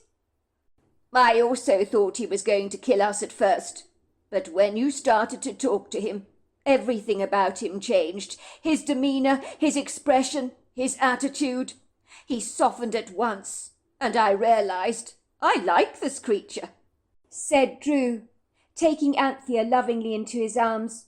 "It was clever of you to talk to him, and he understood us at once, and we both understood him. The connection was amazing. It was incredible. Do you know what I realised in that moment? That life is short and it's precious, and we need to grab it by the hands. So we're going to Vegas to get married, and that's that. And then we'll surprise everyone in town when we announce that we're both wed." "I don't know if it'll be a surprise to everyone," said Anthea. "I've got a sneaky suspicion that Nellie might be on to us." "All the more reason to put her out of her misery," he chuckled. Things soon settled down very happily in that delightful seaside town. People learnt that Drew and Anthea had tied the knot in Las Vegas. People were staggered that the couple had fallen for each other. It was like a belligerent Rottweiler developing an unlikely love relationship with an Afghan hound. As the years passed, like the sands through the hourglass, no one knew how Buck Cadogan had lost his life on that beach. But Anthea and Drew knew the real story, but their lips were firmly sealed. Some secrets are best not shared. And besides, as Anthea pointed out to her husband years later, "He was like you, Drew, on the outside. He looked intimidating, but underneath all the bravado, he was a lovable teddy bear, just like you. And these days I've got a soft spot for grumpy, cantankerous things with marshmallow hearts. I just can't help myself," she chuckled. "So there you are. That's my story." Wow, what an incredible story. And Buck Cadogan sounds like he was a wonderful man who opened this fabulous pancake shop. And what a tragedy that he was so determined to walk down that beach at a very inauspicious time when there was a Bigfoot who literally misunderstood him, which was why Buck ended up losing his life so tragically. But if the Bigfoot was right, he'd have lost his life anyway, a couple of days later. But it's incredible how, animals don't forget. If you've done something bad to them, they might be aggressive towards you.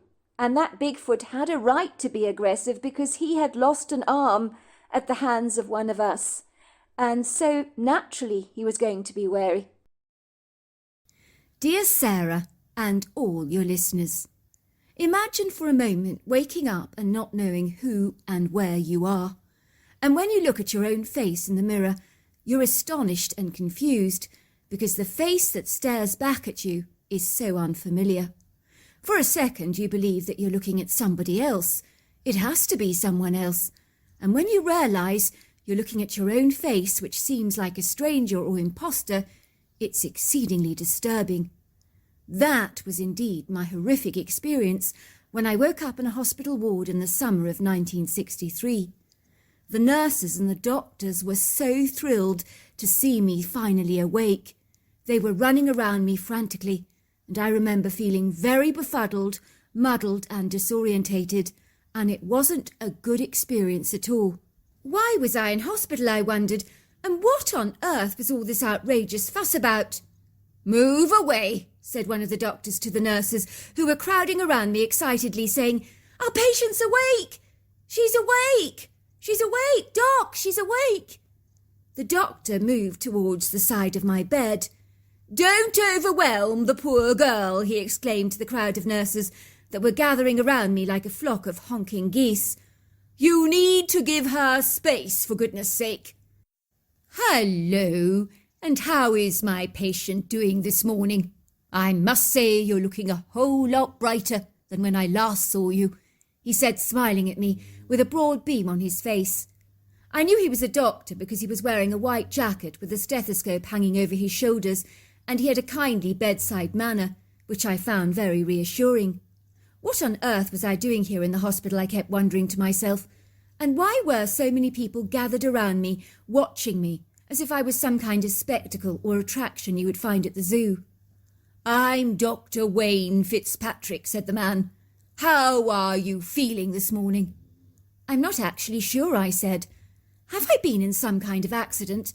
I have no memory of anything of what happened to me."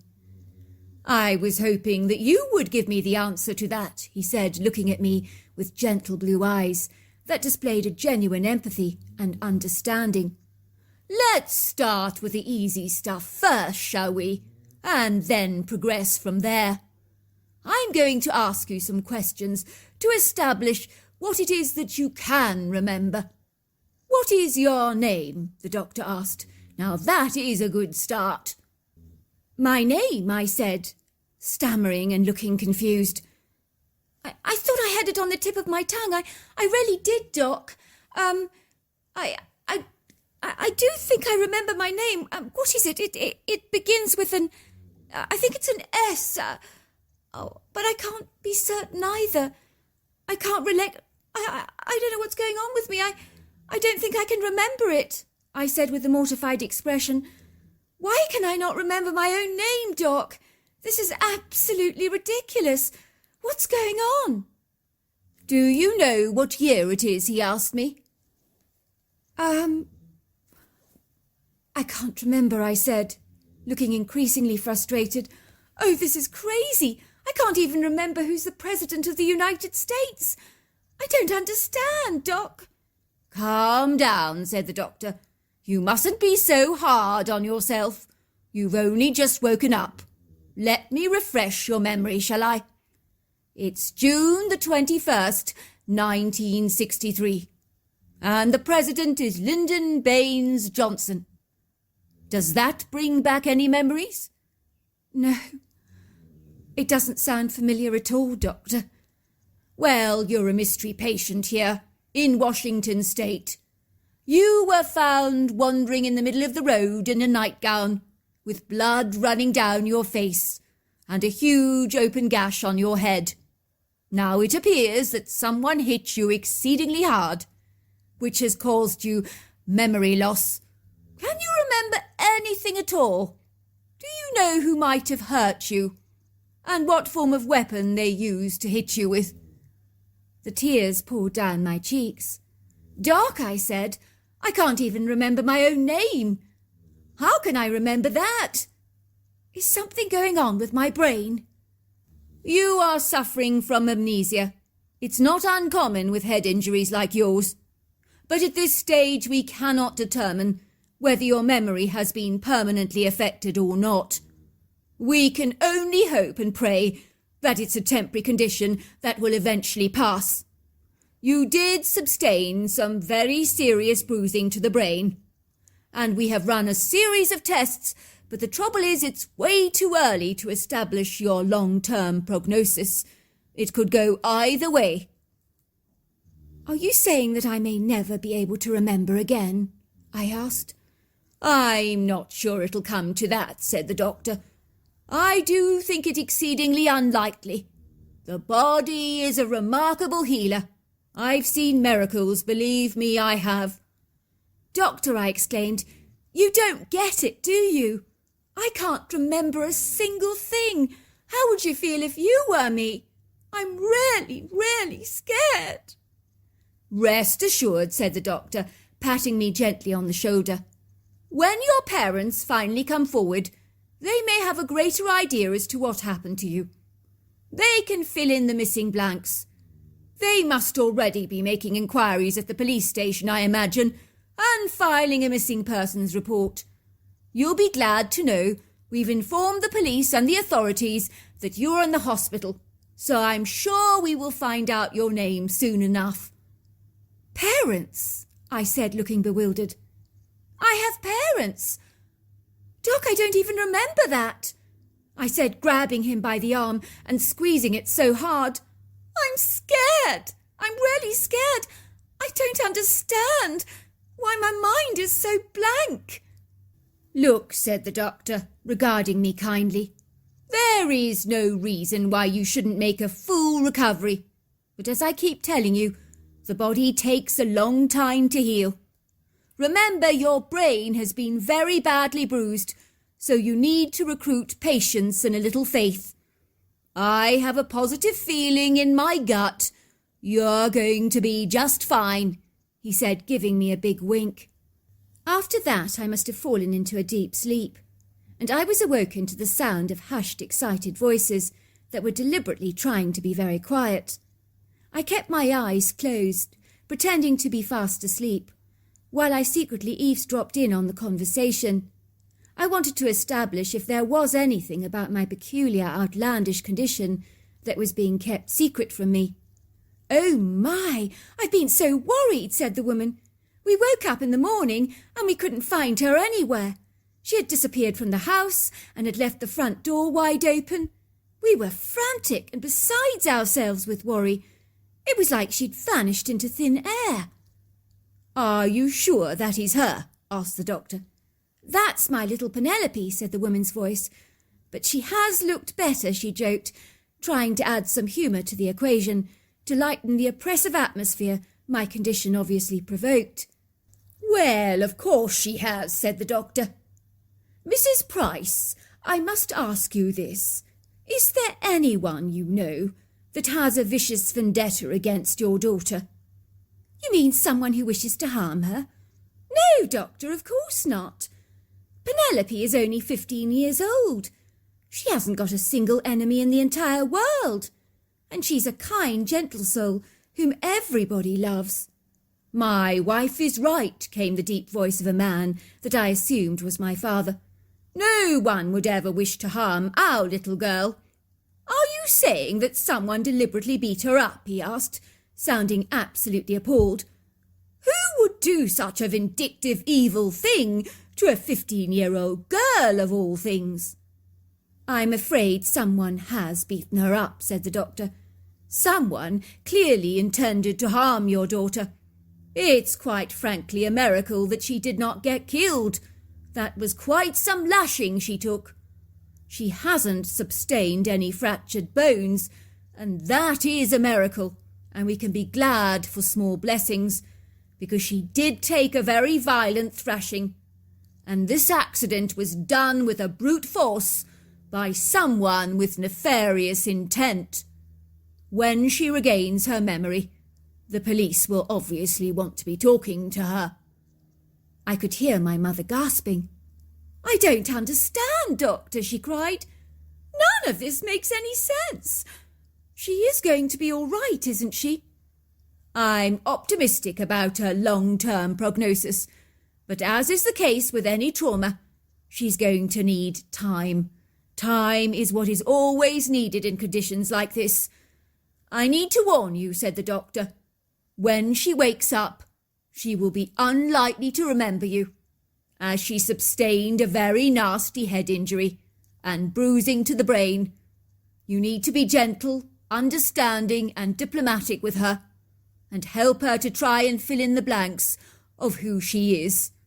She is heavily sedated and has been given pain medications. So my name was Penelope. I didn't really like that very much. And those strange people talking to the doctors were my parents. I drifted off to sleep and awoke to find a strange woman sitting on the chair beside my bed. She was quite pretty, I thought.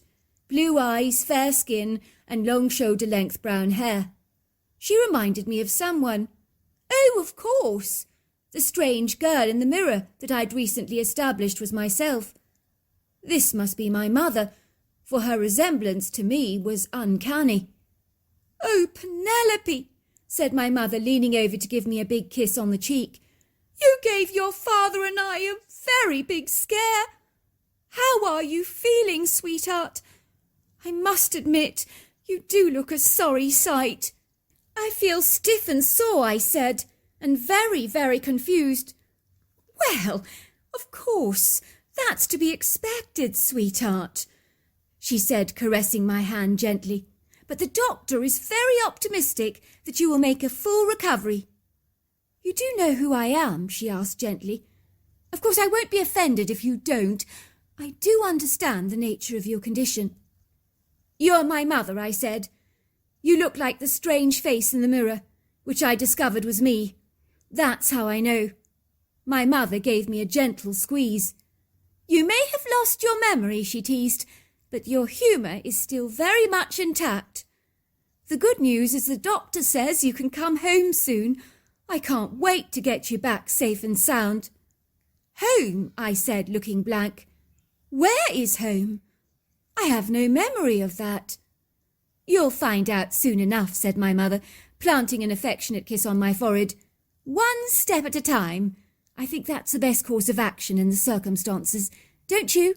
I still remember the day that I sat at the back of my father's black Buick Riviera, feeling like a fish out of water, completely out of my depth. I was returning home with two people who claimed to be my parents, but to me they felt like outsiders or foreigners. It was overwhelmingly daunting and dispiriting. It was almost like I was a tiny puppy being snatched away from the safe security of my mother, which in my case was the hospital and nurses, and brought home to an alien environment by two strange people who claimed to have my best interests at heart. But the unknowing of what the future held for me was the most terrifying thing of all. I did perceive that these two foreign people did love me, for it was clear to see the concerned devotion in their eyes, as their generous warm energy exuded a very genuine love, which was difficult for me to reciprocate to strangers. Let's face it, love is generated from responses from emotional interactions and meaningful experiences with people. How could I feel this bond that a child feels between its parents when the connection had been snapped and severed, rather like the umbilical cord that joins the baby to the mother? I had no connection at all to my parents.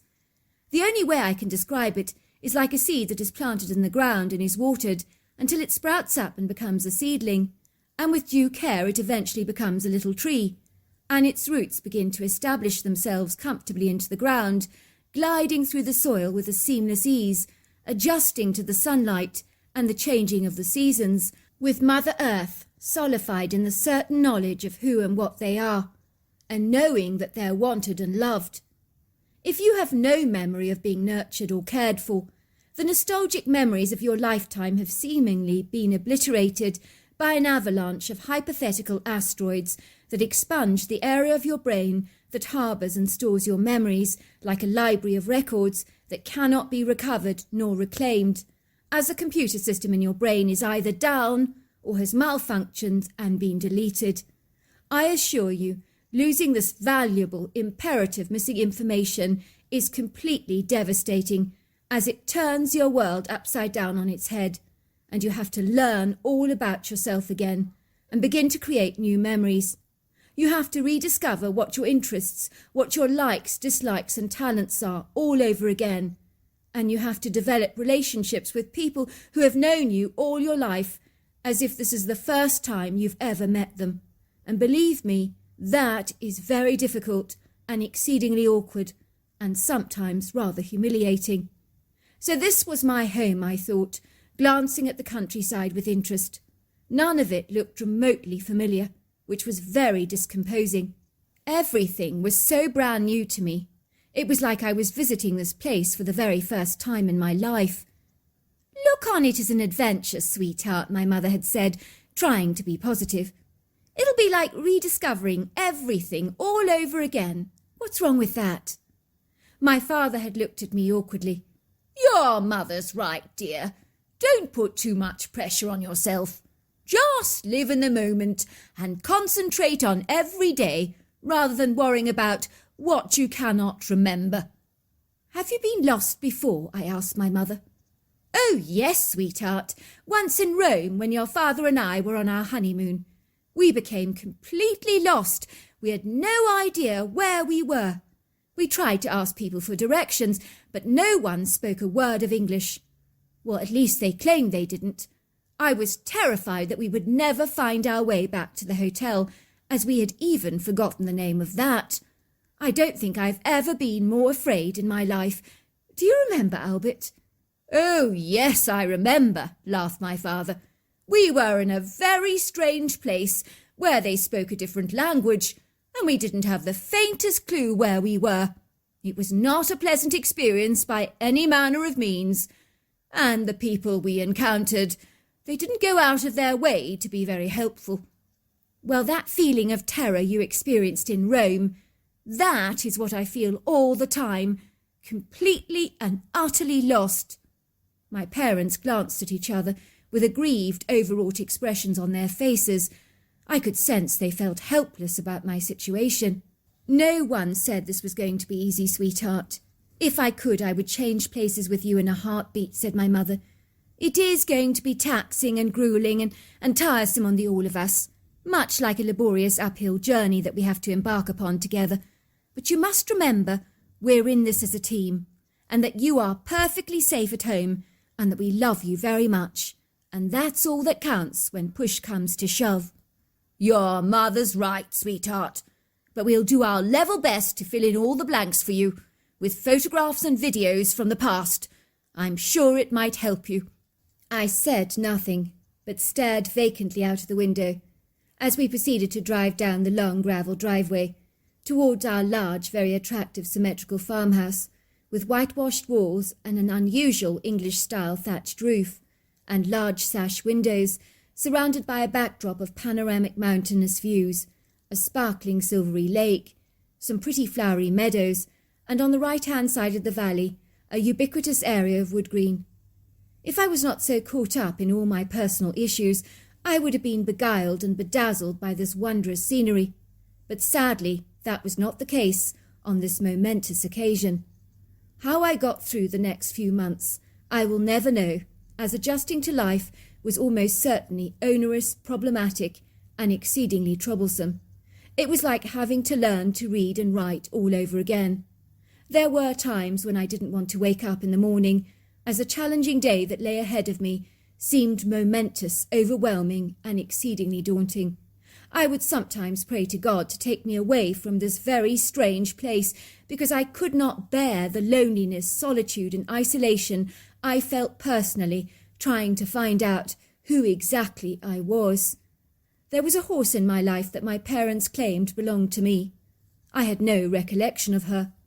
And I'm not kidding, this tender-hearted, instinctual and beloved horse delivered me through some of the most trying, tumultuous, turbulent challenges of my life. Her name was Cinnabar, and from day one I connected with her. As outlandish as this sounds, I absolutely know that Cinnabar could sense that my energy was out of alignment, because she would sniff me and run her dished head with its concave profile and muzzle down my energy meridians, as if in some way she was trying to fix the distortions. After spending time with her, I always felt much more balanced and uplifted, almost as if a heavy, oppressive cloud had been lifted off me, and finally I could see a glimmer of a rainbow on the horizon, an invisible promise of a brighter and happier future. One day, as I was in Cinnabar's stable grooming her coat and talking gently to her, she trotted over to her leather saddle and started lifting it up with her muzzle and whinnying. I could immediately sense that she wanted to go out for a ride. It was strikingly odd, for indeed she had never displayed this level of enthusiasm before. Not that she doesn't enjoy going out for a ride, of course. I wanted to make her happy, so we quickly trotted out of the farm gate, down some of those quaint country roads, lined with Douglas firs, ponderosa pines and spruce trees, and eventually down some well-known horse trails in the area that Cinnabar knew well, that were surrounded by acres of verdant green countryside. All of a sudden, the weather shifted, which isn't uncommon in Washington state, but this transformation was swift and instantaneous, and I could tell a dangerous storm was brewing.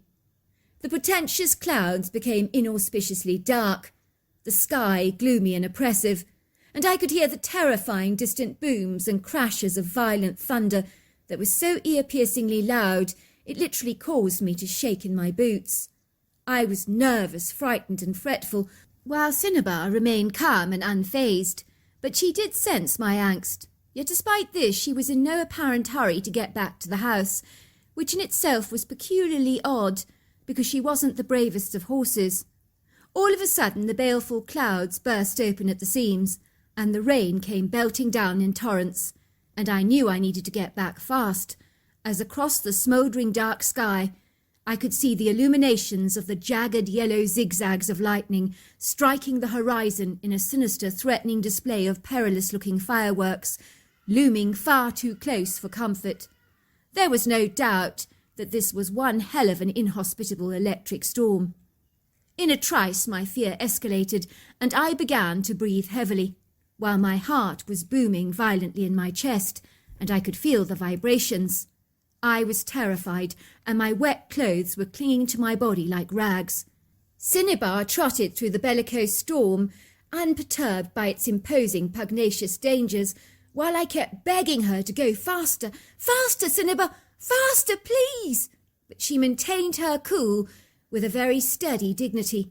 By this stage my clothes were completely saturated, and I was shivering from the cold, while my adrenaline was coursing through my veins in a flight and fight response. For this dreadful storm was indeed the galvanic predator that was pursuing me from the clouds, that could strike me down at any given time. All of a sudden my pronounced, heightened, stressful experience that I was currently engaged in seemed to be a catalyst that invoked a strange set of psychological reactions in my body, like electric shock therapy. The only way I can describe it to you is like an axe breaking down the area of my brain that had been shut and walled off for so long. And now I had access to the library of my mind, and the memories just came flooding back, not just in little bits, but all at once. And I was like a kid in a candy store, wanting to remember absolutely everything. My fear transformed into excitement, and after placing Cinnabar in her stable, I raced back to the house, almost slipping over the flagstones in the process, as such was the level of my haste and enthusiasm. "Look at the state of you," said my mother. "You're soaking wet. Get out of those clothes at once, before you freeze half to death. Whatever in God's name induced you to go riding in weather like this?" "Mum," I said, a huge beam growing over my face, while my sopping clothes began to create pools of water on the floor. "I can remember, Mum, I can remember everything. It's all coming back to me." "You can remember what? What can you remember?" asked my mother, looking perturbed. "Well, I know that I love you and Dad. I know about Teddy Bear, you know, the one you brought me when I was 6 years old, the huge one, the one with the green eyes. And I remember holidays abroad. I remember the thing you bought me last June for my birthday. I can recall everything. It's like a tsunami of memories. It's all just come flooding back, all at once." "That is odd," said my mother. "I never imagined your memory would come back in a whirlwind. It's not usually the case.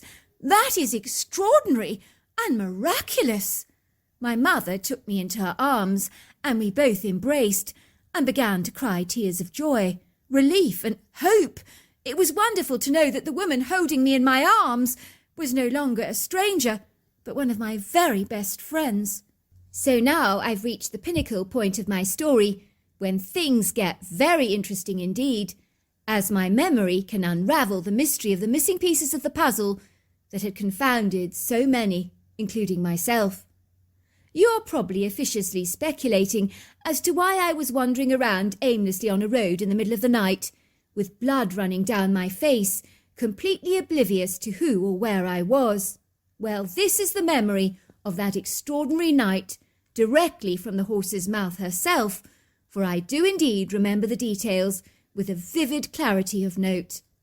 I have always loved being close to nature, and a few weeks before the strange incident, I occasionally took a walk in our wood green, that is a resplendent oasis of statuesque trees and open trails, all carpeted in lacy ferns with boulders and rocky outcrops swathed in luxurious green velvety moss. Not to mention, there's an abundance of indigenous wildlife. For me, this spectacularly beautiful place was always a personal sanctuary, where I could empty my mind of all the stresses of school life. One day I got this inordinate, prodigious feeling that I was being watched. It wasn't a menacing experience by any manner of means, but more a sense that a naughty kid was spying on me, that was desirous of my attention, but was rather shy. I shrugged off this pervasive impression. However, when I retired to bed every night, I always left my curtains drawn wide because I liked the sun streaming in through the room in the early morning hours. I happened to be a very deep sleeper, and I would often awaken to see a strange dark face staring at me through the window. I wasn't scared, as truly I believed the face was embroiled in the fabric and drama of my dreams. When I discovered strange anomalous things left for me on my windowsill, like pretty stones, feathers and birds' nest, I couldn't fathom where on earth they came from. One night I set my alarm for 1 o'clock in the morning and awoke with a start, as that alarm clock of mine could waken the dead. Damn, I thought, switching the horrible thing off. What was I thinking, waking myself up in the middle of the night like this? And that was when I sensed this friendly presence and discerned the rather obscure dark face studying me through the window that seemed to be smiling at me, although the eyes appeared to exude a red eyeshine that was rather intimidating. But I knew I wasn't dreaming, so I switched my bedside light on to see the stranger more clearly. I noticed he was indicating for me to follow him. I wasn't afraid, more inquisitive and intrigued, with a heightened sense of curiosity. So I tiptoed out of the house in my gown and slippers, armed with my flashlight, to see what this creature actually was. I beheld the towering dark silhouette, and it was standing yards away from me, beckoning me. And I walked towards him, seeing him clearly in the dusky darkness through the light of my torch, heightened still further by the soft ethereal luminescence of the full moon. I perceived that to most people this outlandish, curious creature would have been terrifying, even demoniacal if you like, so much so that they would have run for their lives, but not me. All my life I had been very intuitive and extremely sensitive to energy, quick to pick up negative and positive vibrations. This creature reminded me of an 8-foot teddy bear my parents brought me once when I was a little girl. It was easily as tall and as wide, and was covered in long flowing dark hair. The creature's eyes were so kind, and that really got my attention, and the energy he exuded was unconditionally loving, to such an extent that it almost seemed angelic, as outlandish and incongruous as that may sound.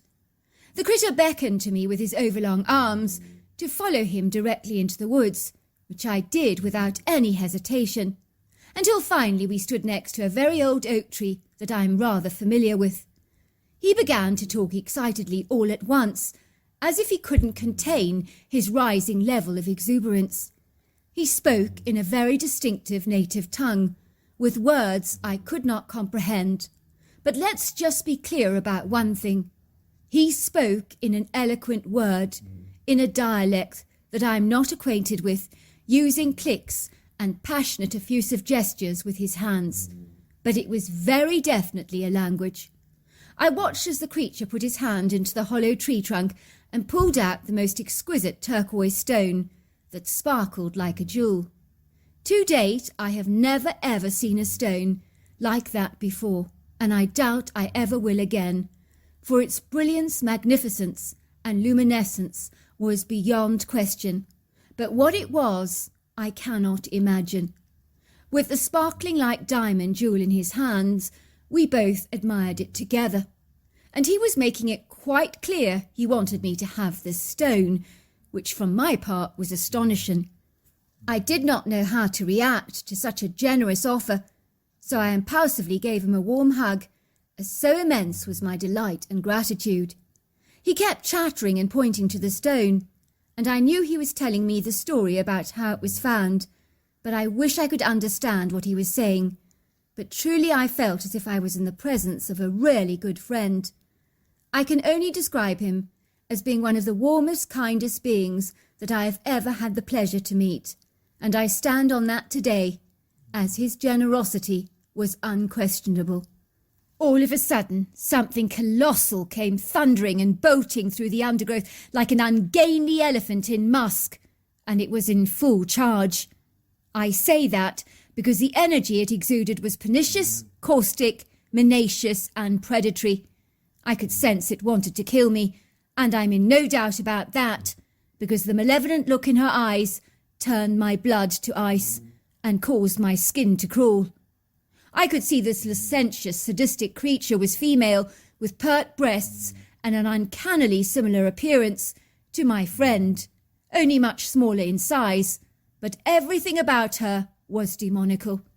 I was absolutely petrified, and my heart began to race at 100 miles an hour, and my forehead began to sweat profusely. The hostile female kept pointing to me accusingly, and she was screaming blue murder at the male. It truly was like listening to two people in a foreign language engaging in a mighty brawl or lengthy altercation. I couldn't comprehend a word of it. The next thing I knew was that she began to attack me with her overlong arms, hitting me violently so hard across the head, thrashing me within an inch of my life, that I felt like I'd been thumped by a cricket bat. Everything became blurry, hazy and fuzzy, and I almost passed out. That was how disorientated I became. I could see the female had grabbed the precious jewel that had dropped to the ground during the brief altercation. I watched in amazement as she put the jewel in her mouth and swallowed it. It was clear she was intent on keeping it. She drew back her lips and began to growl at me ferociously. The commotion she made was unlike anything I've ever heard before. It sounded like 3 lions growling at me in unison, rather than one. I will never forget the terror of that growl. It was unlike anything I've heard before. The female creature grabbed me by the arm, and then the strappy, burly male put his overlong muscular arms on her forcefully, thrusting her to the ground with one nimble move. He pinned her down so hard under his gargantuan form and indicated for me to leave the forest at once with his hands. The stroppy female was trying to bite him and was using her legs to kick back at him, but he was unfazed by her futile attempts to escape from his clutches. Of course, I didn't waste any time, but because I was so delirious and confused and disorientated, I just ran and ran, clueless as to where I was actually going.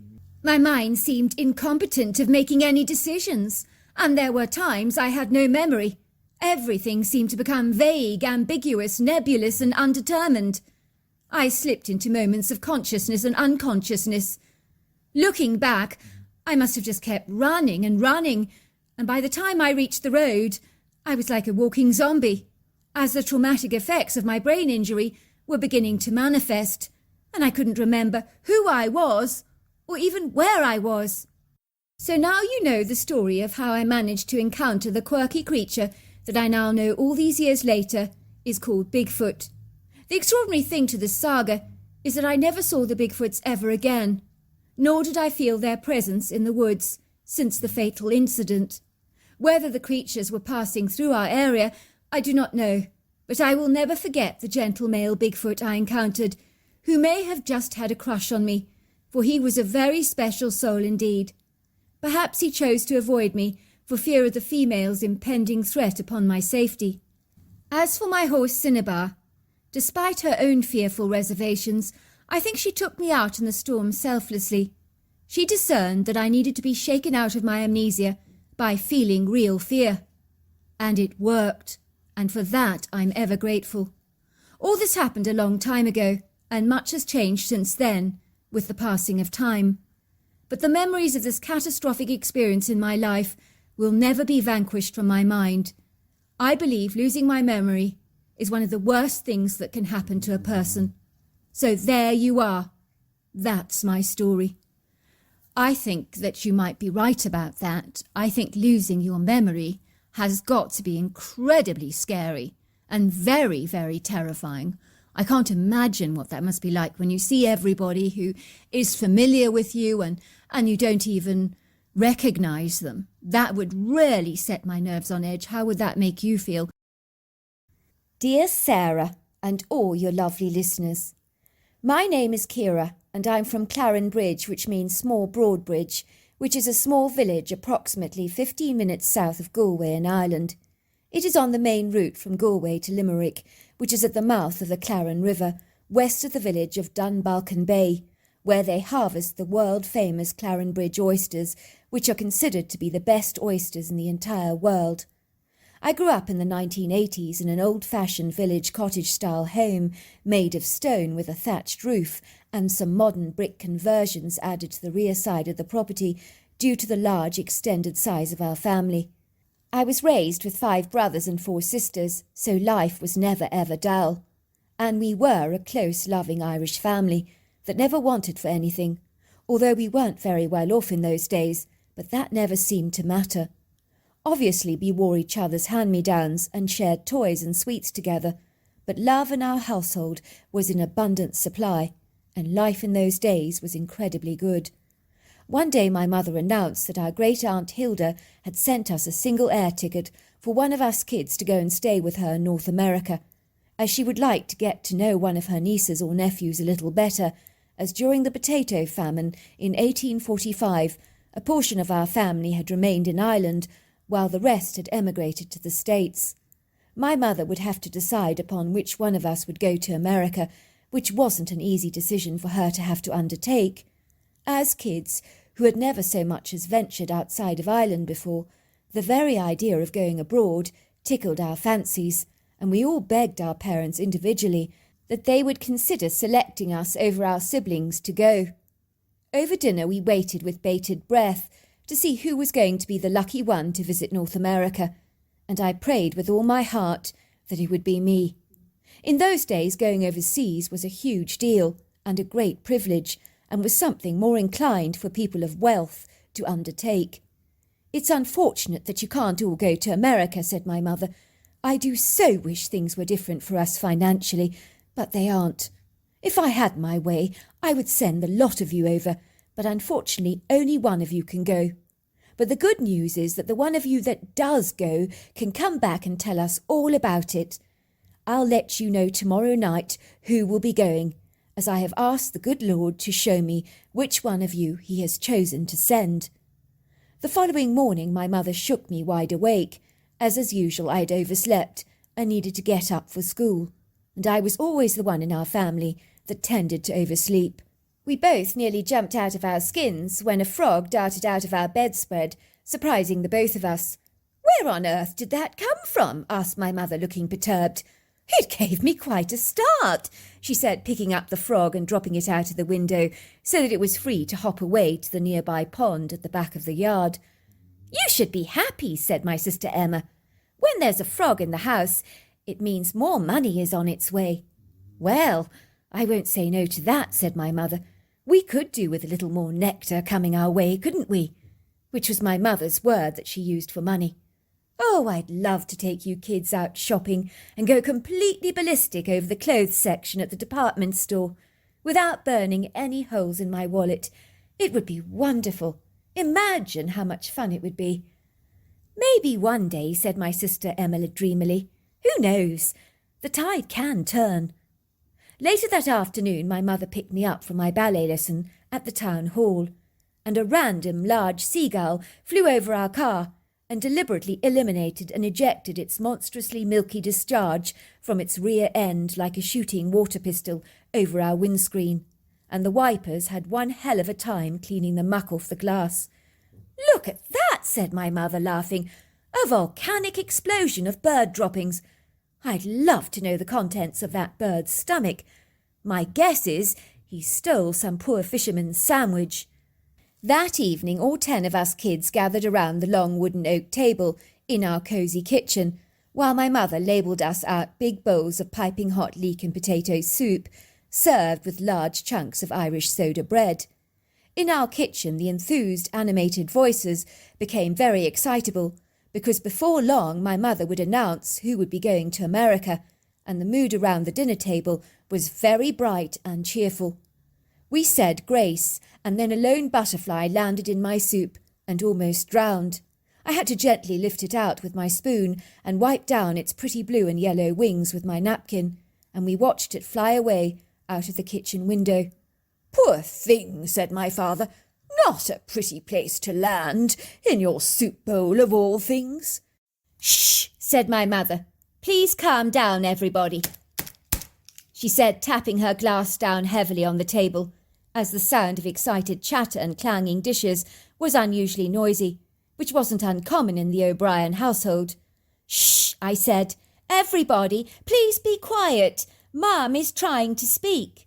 And suddenly all the chirrupy voices around the table subsided, and everybody became very quiet. "I'm going to be telling you who is going to America before we eat our steak and kidney pudding," my mother announced. The hushed silence in the room intensified, as everyone was eager to hear what my mother had to say. I could see every eye was glued to her, and fists were clenched so tightly, and I noted 2 of my brothers had actually squeezed their eyes tightly shut. "Don't keep us in suspense, love," said my father. "It's killing me. I'll be having a coronary if you don't spit it out right now. Who is going, for goodness sake? Don't keep us hanging on." "Well," said my mother, "as you know, I asked the good Lord to reveal to me who it was that should be going to America. What you did not know is that I also asked him for 3 physical signs from the universe, which I have received. This morning a frog pounced out of Kira's bed, and when I picked her up from the dance class this morning, the contents of a seagull's stomach were splattered all over our windscreen on our drive back home. And last but not least, in front of all of you, a butterfly landed in her soup. It is very clear to me that God has chosen Kira." Everybody clapped. "I'm so happy for you, Kira," they all said. But I could see the downcast expressions in their eyes, and I was overwhelmed with feelings of impending guilt. "Look, Mother," I said, "put all the names in the hat, and we'll do a draw that way. That way we can't argue with who actually wins." "Oh, no," said my father. "Do we have to drag this out a moment longer? I think it's about time we ate our second course. That steak and kidney pudding is calling me from the oven. It smells delicious, and my stomach is rumbling it's turning around so much." "You're just going to have to wait, sweetheart, aren't you?" "If you're sure, Kira, about this, that's very generous of you," said my mother, writing down all my siblings' names and then putting them in a hat and offering the hat to my brother Keegan, who fiddled around in the hat and finally pulled out a name. "So what does it say?" asked my father. "It's Kira," he said, putting the paper down firmly on the table. After the draw, my siblings were unanimous that I was most certainly the one to go to America, because God had clearly singled me out for favour, and I'm not going to pretend that I was absolutely thrilled, because I was, and now I could not argue with the fact that I most definitely had been chosen, as sometimes things are just meant to be. I was 15 years old when I visited America in the spring of 1982, and as the taxi cab drove me from the airport to my Aunt Hilda's farmhouse, I could not contain the rising level of excitement and exhilaration I felt. I could feel my heart fluttering in my chest, and I couldn't erase the broad grin on my face. America seemed so large and spacious, and everything was sprawled out over a vast area that seemed to go on for an eternity, unlike Ireland, where everything was so small and contained. I sat transfixed, glued to the taxi window, mesmerised and beguiled by the scenic vistas of beautiful farms, fields of crops, charming meadows filled with grazing cows or horses, pretty red barns, undulating green countryside, and ubiquitous trees. It was the most exciting, enthralling feeling in the world to be visiting a strange, unusual and new country for the very first time in my life. "You're from Ireland," said the taxi driver, smiling at me through the rear-view mirror in his vehicle. "So, what do you think of America?" "It's beautiful," I said.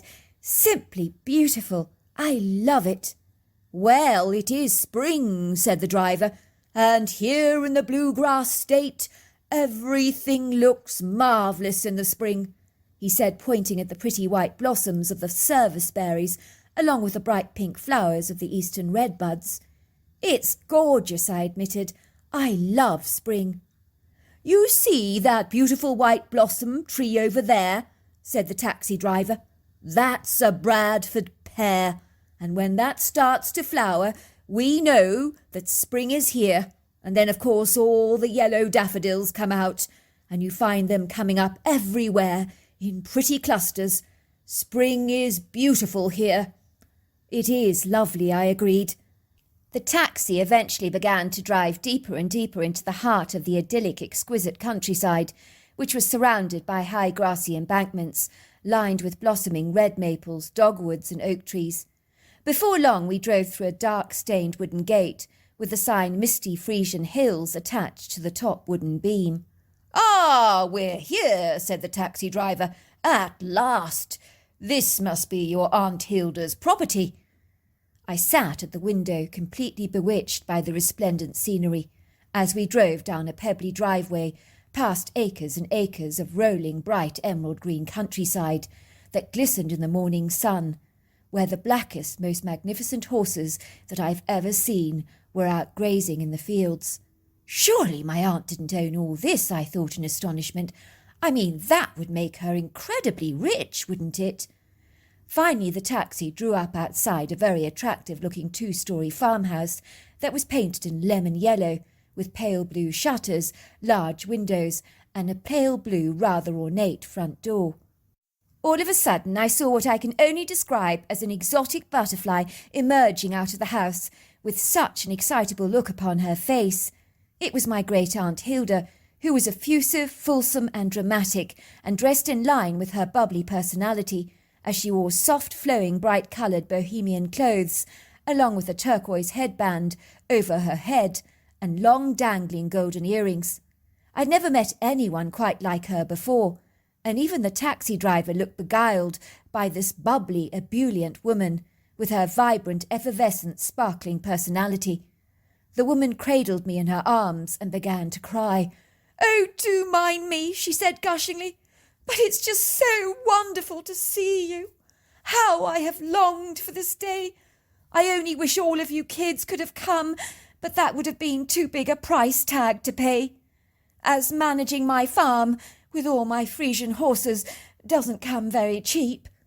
As you can imagine, I was having the time of my life with Aunt Hilda, despite the vast age difference between us, and I never felt that generational gap, as it would seem that I was spending time with someone who was so full of fun, and we did many wonderful things together.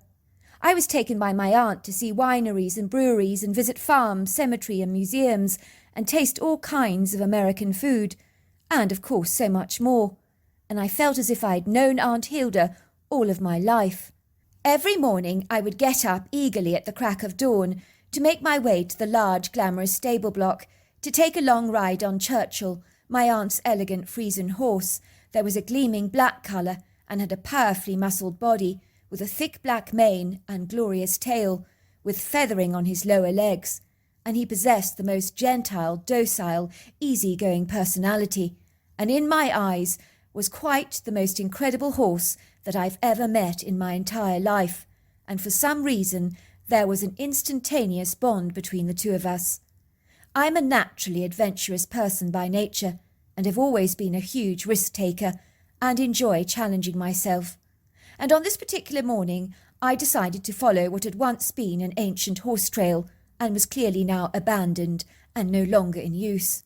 I could see why it had been neglected, because it was quite a precipitous trail, with rugged outcrops and some steep uphill riding, and there were many tree branches scattered liberally around the countryside, some way too big for me to move myself, but luckily Churchill knew how to navigate the tumultuous terrain and made light work of jumping over any obtrusive treefall. After riding up a steep hilly incline, finally we arrived at a really pretty silvery stream that gushed through the valley with a forceful current.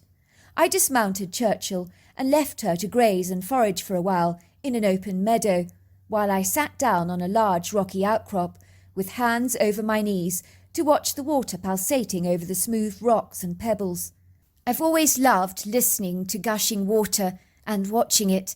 It somehow tends to put me into a tranquil, meditative state. I don't know how long I sat there, just staring into space, but before long I was lost in my thoughts, when a movement behind me suddenly got my attention aroused, and I turned around very swiftly. What was that, I wondered?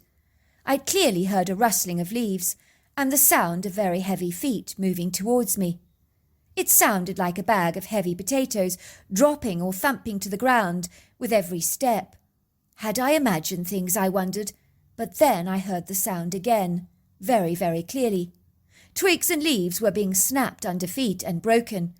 And it wasn't Churchill, because he was much further away, grazing happily in the long grass, blindly oblivious to my dilemma. I sat still, gazing in the direction where I believed the sound was coming from. I didn't feel afraid, but I was rather curious, for whoever was walking my way was very sizable and hefty. Maybe it was a very big person, I thought to myself, someone of ample size taking a walk. I could hear the snapping sound again, and then I could see this thorny briar being torn apart as a creature moved through it and yanked it away like you would a piece of candy floss. I mean, who in their right mind walks through a thicket of thorns without being ripped to shreds? Not anyone normal. At first I thought I was seeing a bear, as I suddenly saw this dark brown shadowy form breaking off the twigs and thundering past me, barely noticing me at first. Then this big bear-like creature stopped, as if it had suddenly become aware of my presence, and his head and shoulders swivelled around very slowly to look directly at me. I was astonished to discover that this creature was not a bear, for it had a human-like face, but what was it? I was terrified, for never in my whole life have I ever observed such an intimidating, imposing creature with such a consummate, masterful and formidable presence. It felt as if I was in striking distance of a savage beast, for this being looked to be half human and ape, almost as if someone had been experimenting with human and ape DNA in a science laboratory and merging them together to create a new life form. And this was the outlandish result. At a guess, the arresting creature was easily 8 foot tall, and was very stocky and well built, with a dense, muscular anatomy, especially across the torso region and upper shoulders, and was covered with magnificent raven black hair, like Churchill the horse, and the hair looked incredibly well groomed, but layered and thick. I noted it had long arms, much like that of a primate, and the head shape of a silverback gorilla, and more of a human-like face, although the forehead was very prominent and heavily furrowed, while the eyes deep-set and dark, and the nose almost as flat as a pug. On this particular occasion, the soft easterly wind had been blowing in the opposite direction, and I'd been so entwined in a still meditative moment, which was why the creature had not discerned me or picked up my human scent on the wind, as I am certain, if that were not indeed the case, I would never have had such a chance anomalous encounter. The creature looked at me with deep-set chocolate-coloured eyes, and those eyes darted towards my hands. Maybe he wondered if I was carrying a gun, for when he saw I was unarmed, I noted the tension in his face lifted, and he visibly began to relax. I was so afraid that I sat as still as an ice statue, completely incapacitated by the most dreadful, all-consuming fear, the likes that I have never known before or since. The creature still stared at me like you and I would regard a painting, and I know it sounds crazy and nonsensical, but I felt like this strange being was either reading my energy or looking directly through me like a pane of glass. I could see the taut rigidity and tightness of the creature's jaw subside, and his muscles relaxed even more, as he sensed that I was no danger to him, and I was clearly no threat. Then he did the strangest, most peculiar thing. He scratched his head in front of me in deep contemplation, and then spoke a couple of rather musical, high-pitched words in a language I could not comprehend, and I felt as if those words were directed at me. But I have no notion of what he was saying, although I wish I did. I watched in reverent awe as the majestic, lofty creature darted towards the stream, and I saw him standing in the water like bears do during the salmon run, and he began attempting to catch fish with a stick that had a jagged edge, and he was seemingly unperturbed at this stage by my presence. You would think that at this point I would have made a hasty exit out of the place as fast as I could, but it was like I was locked in some kind of a stupefied, suspended trance, and I couldn't stop staring in wondrous awe at the creature, with a look of transfixed bewilderment on my face. I kept rubbing my eyes to assure myself that I was not dreaming. All of a sudden the creature swerved his body to one side with such swift speed and agility, in coordination with his powerful swinging arms, that he thrashed forward so powerfully like a golfer hitting the ball, to stab and pierce the fish with a stick, and he whacked it against his shoulder and left it there hanging until he had caught 2 more of them. The creature glided out of the water with 3 brown trout dangling in his hands, which he had tied together with twine. Upon seeing me, he stood still for a moment as if he was making a decision, much like a kid who has 3 sweets but doesn't want to share any at all, and has a hard time parting with even one of them, but does so anyway with a degree of reluctant disinclination, knowing that it is the right thing to do after all, for it would be greedy to consume them without sharing. It was like that with the creature, as he studied his 3 fish intently, and then graciously handed me one, which I took from him, for it would have been rude not to accept his courteous, kind-hearted offer, even if it was given to me with a degree of hesitancy on his part. I then saw him pull back the thorny briars again, and glide through them, from whence he'd initially come, glancing back at me briefly for one more time, as if he was saying goodbye. I think on his part it had taken a lot for the creature to give me one of his fish, and I was secretly moved by his spontaneous act of generosity. It left me to conclude that this creature had been raised by parents who had clearly taught him the art of good manners and of male chivalry, which some parents have all but failed to accomplish with their own human prodigy. My fear turned to elation, and running with my fish I darted back to Churchill, mounting him enthusiastically, and galloped quickly back to my Aunt Hilda's house. I couldn't wait to tell her what I'd seen. On this occasion she had invited a guest over for breakfast and was preparing a full fry-up of sausage, bacon, mushrooms and eggs, along with glasses of fresh orange juice. "Where have you been, Kira dear?" she said. "My word, you look so out of breath. Kira, this is Pastor Robert Page, who has an Irish ancestry. I thought you might like to meet him." I could see that this was a young, rather dashing, handsome gentleman, and I wouldn't put anything past Aunt Hilda in trying to instigate some romantic flame between the 2 of us. But did she not realise how much older he was than me? It was never going to happen, despite her best well-meaning intentions. "Hello, Robert," I said. "Very nice to meet you." "Aunt Hilda, you won't believe what's just happened to me back there," I said, handing her the large brown trout. "I was riding Churchill, and you—" "Calm down, dear. Where did you get this beauty from?" said my aunt, examining the trout in amazement. "Who gave you this?" she asked, looking at me with a mystified expression on her face. "A very strange creature, Aunt. It was half human, and it was half ape. You won't believe it." "Kira, what on earth are you talking about, dear? There is no such creature living here in North America," said my aunt, placing her hand on my head to see if I was running a temperature. "Are you sure you're all right, dear?" she said. "I think you do feel rather hot and clammy. I'm worried you might be coming down with something." "Aunt Hilda, I feel hot because I've been out riding Churchill. I'm not running a fever." "You should know that exercise makes you hot," I said, looking exceedingly frustrated. "You can doubt my story as much as you like, Aunt Hilda, but I'm not making this up. I said, reaching for a pen and paper and frantically drawing the creature I'd seen and thrusting it into her face. "Aunt Hilda, that's what I saw." Aunt Hilda studied the picture that I had drawn with a bemused expression on her face and hastily began to serve up our breakfast. "I'm so sorry, Pastor. Well, Kira, being new to America," she laughed dismissively, "has no experience with the wildlife here. I'm quite sure she saw a bear and has just mistaken it for something very, very strange." "Aunt Hilda," I piped, "I'm not a complete, utter idiot.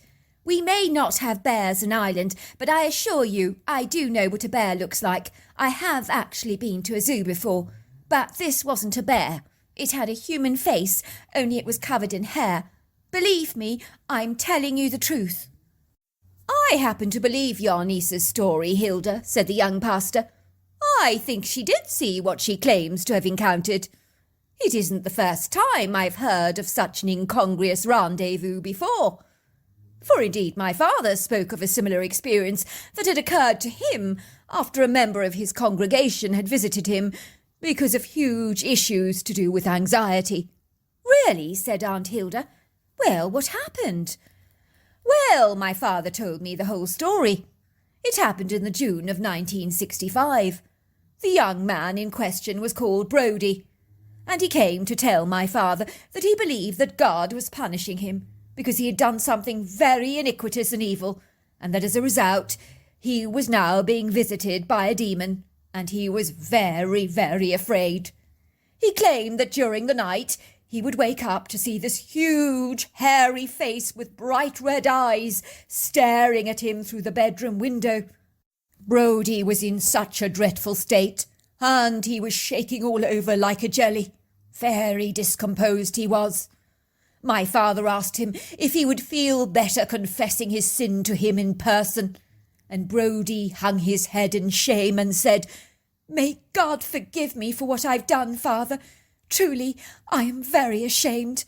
I stole some money from an old lady. A lot of money," he stammered, his face growing red with embarrassment. "I know I should not have done such an irreverent and heathen thing, Father.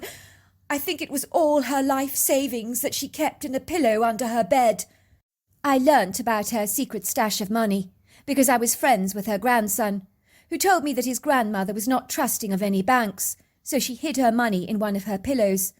I climbed through the open window when the woman was out shopping and stole all her money, and I spent it all. Oh, Father, I am so ashamed.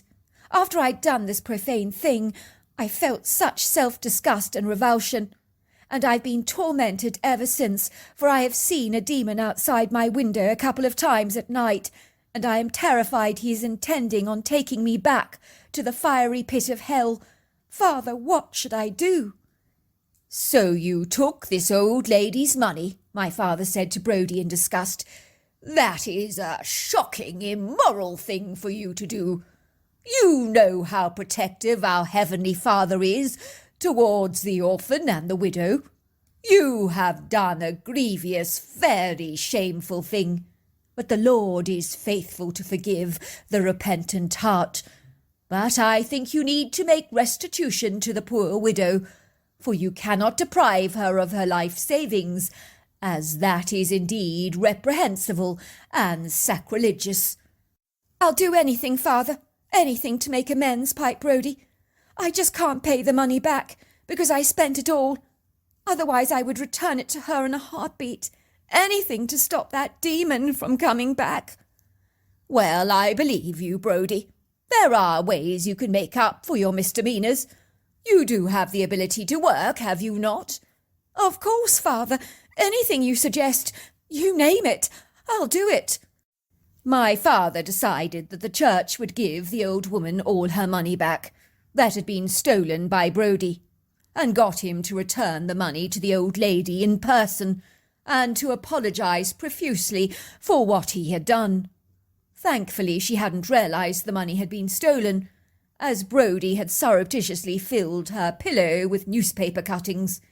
Even so, the woman gave Brodie her blessing and assured him that he was indeed forgiven. I gather she was a lovely, gentle old dear, and not a bad bone in her body was seen. "We all make mistakes, Brodie," she said, "but you understood the error of your ways, and as you have returned my money, why should I be aggrieved?" In return for the church's help, Brodie had to compensate the church. He was to clean it up every Sunday after the people had left the service, including cleaning up all the toilets, which wasn't a job for the faint-hearted, and he was also expected to help the old lady keep her house clean and do any shopping and chores for her during the week, and the old lady and Brodie became the best of friends, but that is a whole other story. Of course, Brodie begged my father to visit his home that evening and make intercession for him by praying for his soul to our loving Father and sprinkling holy water all over the place.